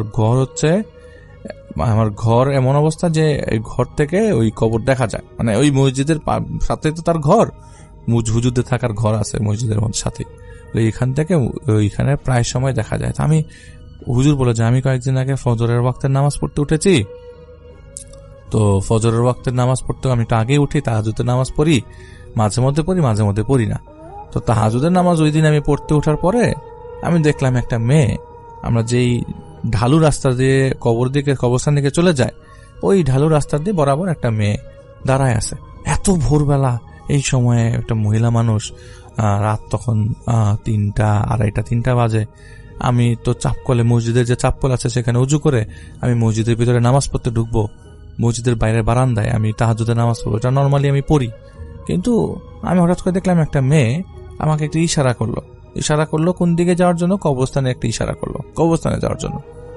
তো আমি এতটাই মায়ায় পড়ে গেলাম, আমি আল্লাহর নাম নিয়ে, শরীর বন্ধ করার কথা আসলে তখন চিন্তায় আসে নাই, আমি আল্লাহর নাম নিয়ে কবরস্থানের দিকে যাওয়ার পথে যে রাস্তাটা যাইতে পরে, আমি সেই রাস্তাটা মাঝামাঝি যাওয়ার পরে কবরস্থানটা দেখা গেলে আমি দেখার চেষ্টা করছিলাম অন্ধকারের মধ্যে।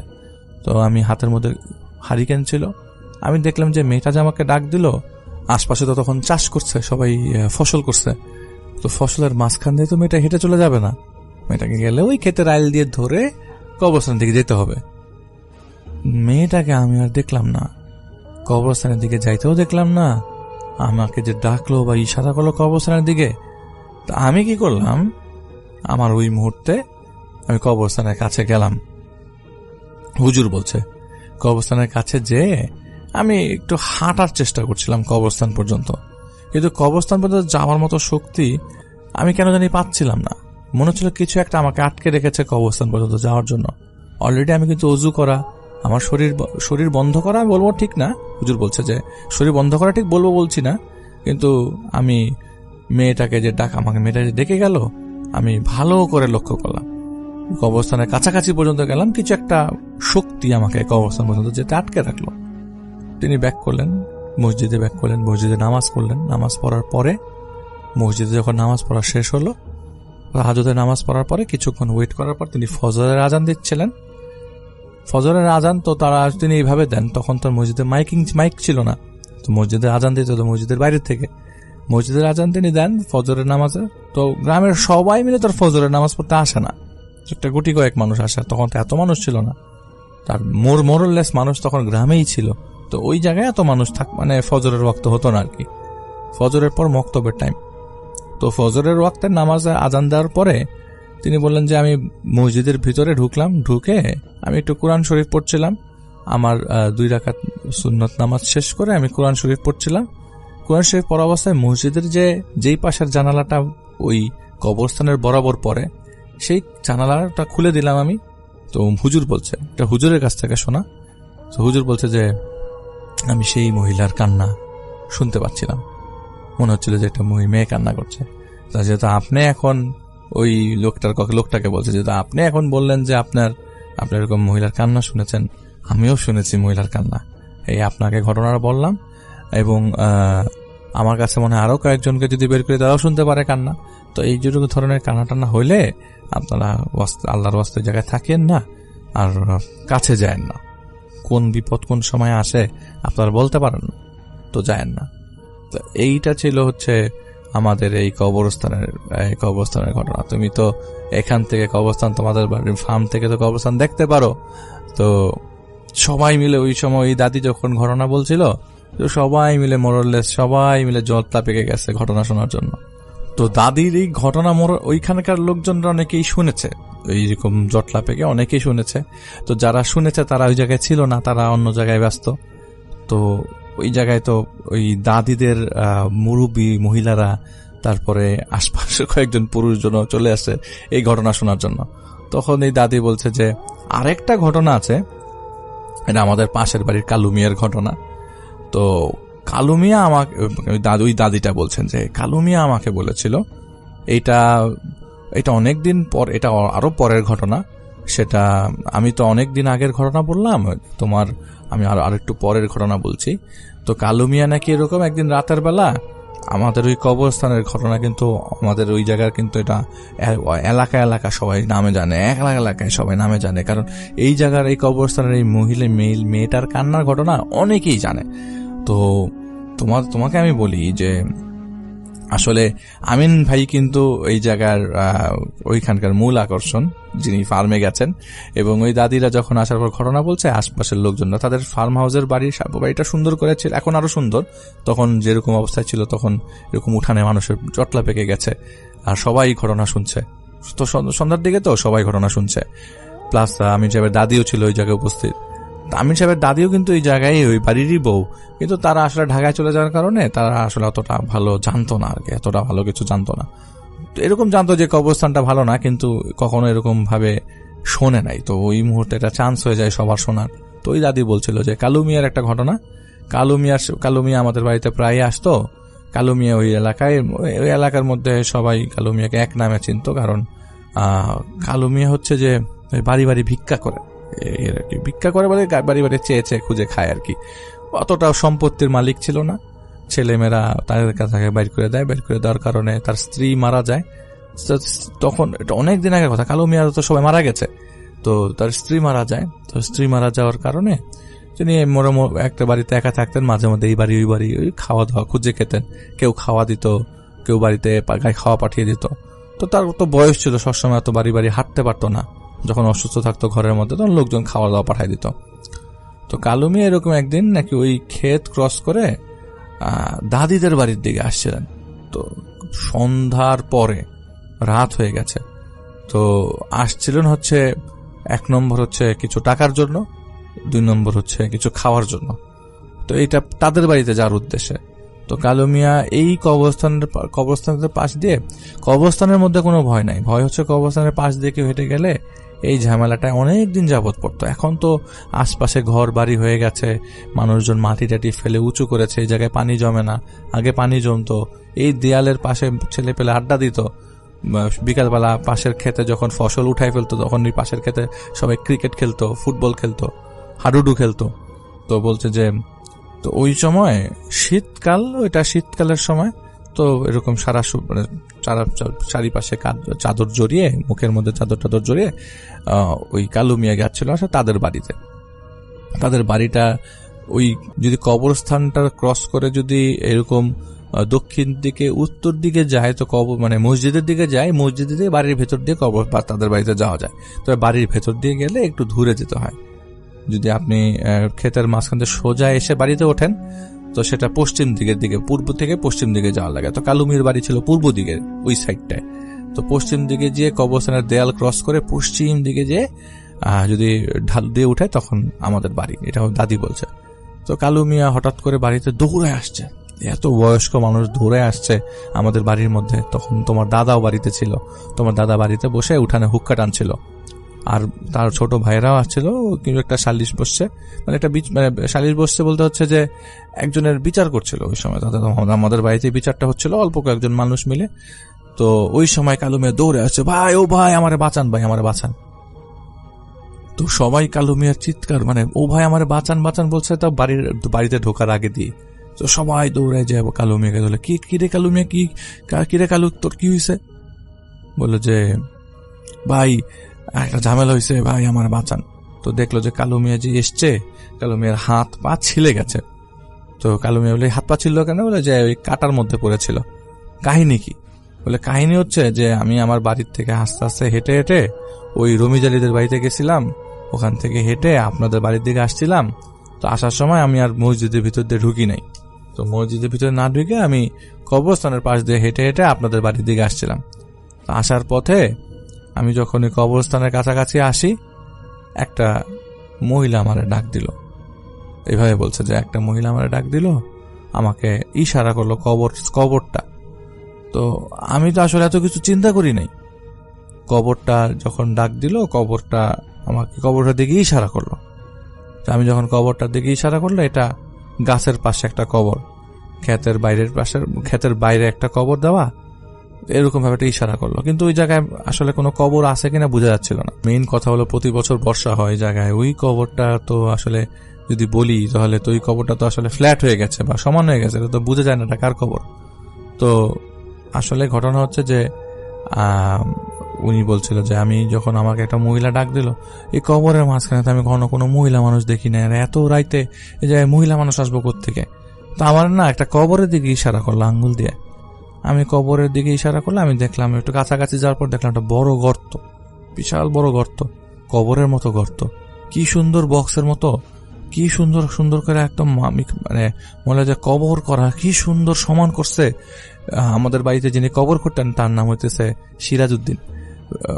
তো সিরাজউদ্দিনের থেকেও সুন্দর কবর করে, এত সুন্দর কবর। তো আমি উকি মারলাম, উকি মারে নিচে দেখলাম একটা মানুষ শুয়ে আছে। তা আমি ভয় পেয়ে পিছনের দিকে যেতে লাগলাম। দেখলাম মানুষটা কবর থেকে দাঁড়ায় বলল যে, তুই কি ওই বাড়ি যেতেছস? আমারে রাইখাই যাবি? এইটা শোনার পর আমি ওই জায়গা থেকে একটা দৌড় দিই।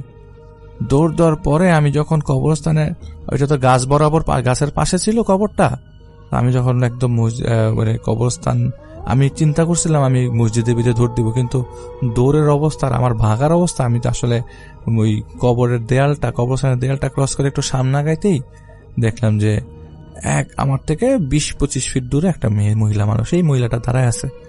আমি আর কোনো কিছু চিন্তা না করে আমি ওইটার মাঝখান দিয়ে দৌড় দিছি। আমি আসলে ওই মাথায় আসেই নাই যে আমি যদি মসজিদের দিকে চলে যাই আমার এই ঝামেলাটা হবে না। কিন্তু আমি ওই সোজাসুজি দৌড় দিছি ক্ষেতের মাঝখান দিয়ে। এখন ক্ষেতের মাঝখান দিয়ে একজনে মরিচের ক্ষেত করছে, মরিচের ক্ষেতের মধ্যে আপনার ওই কাটা কুটা ছিল, আমি ওই জায়গায় পিছলায় পড়ার পরে আমি যখন পিছলায় পড়ছি, আমি শুনলাম একদম পরিষ্কার কণ্ঠে একটা মহিলার কান্না শুনতে পাইলাম।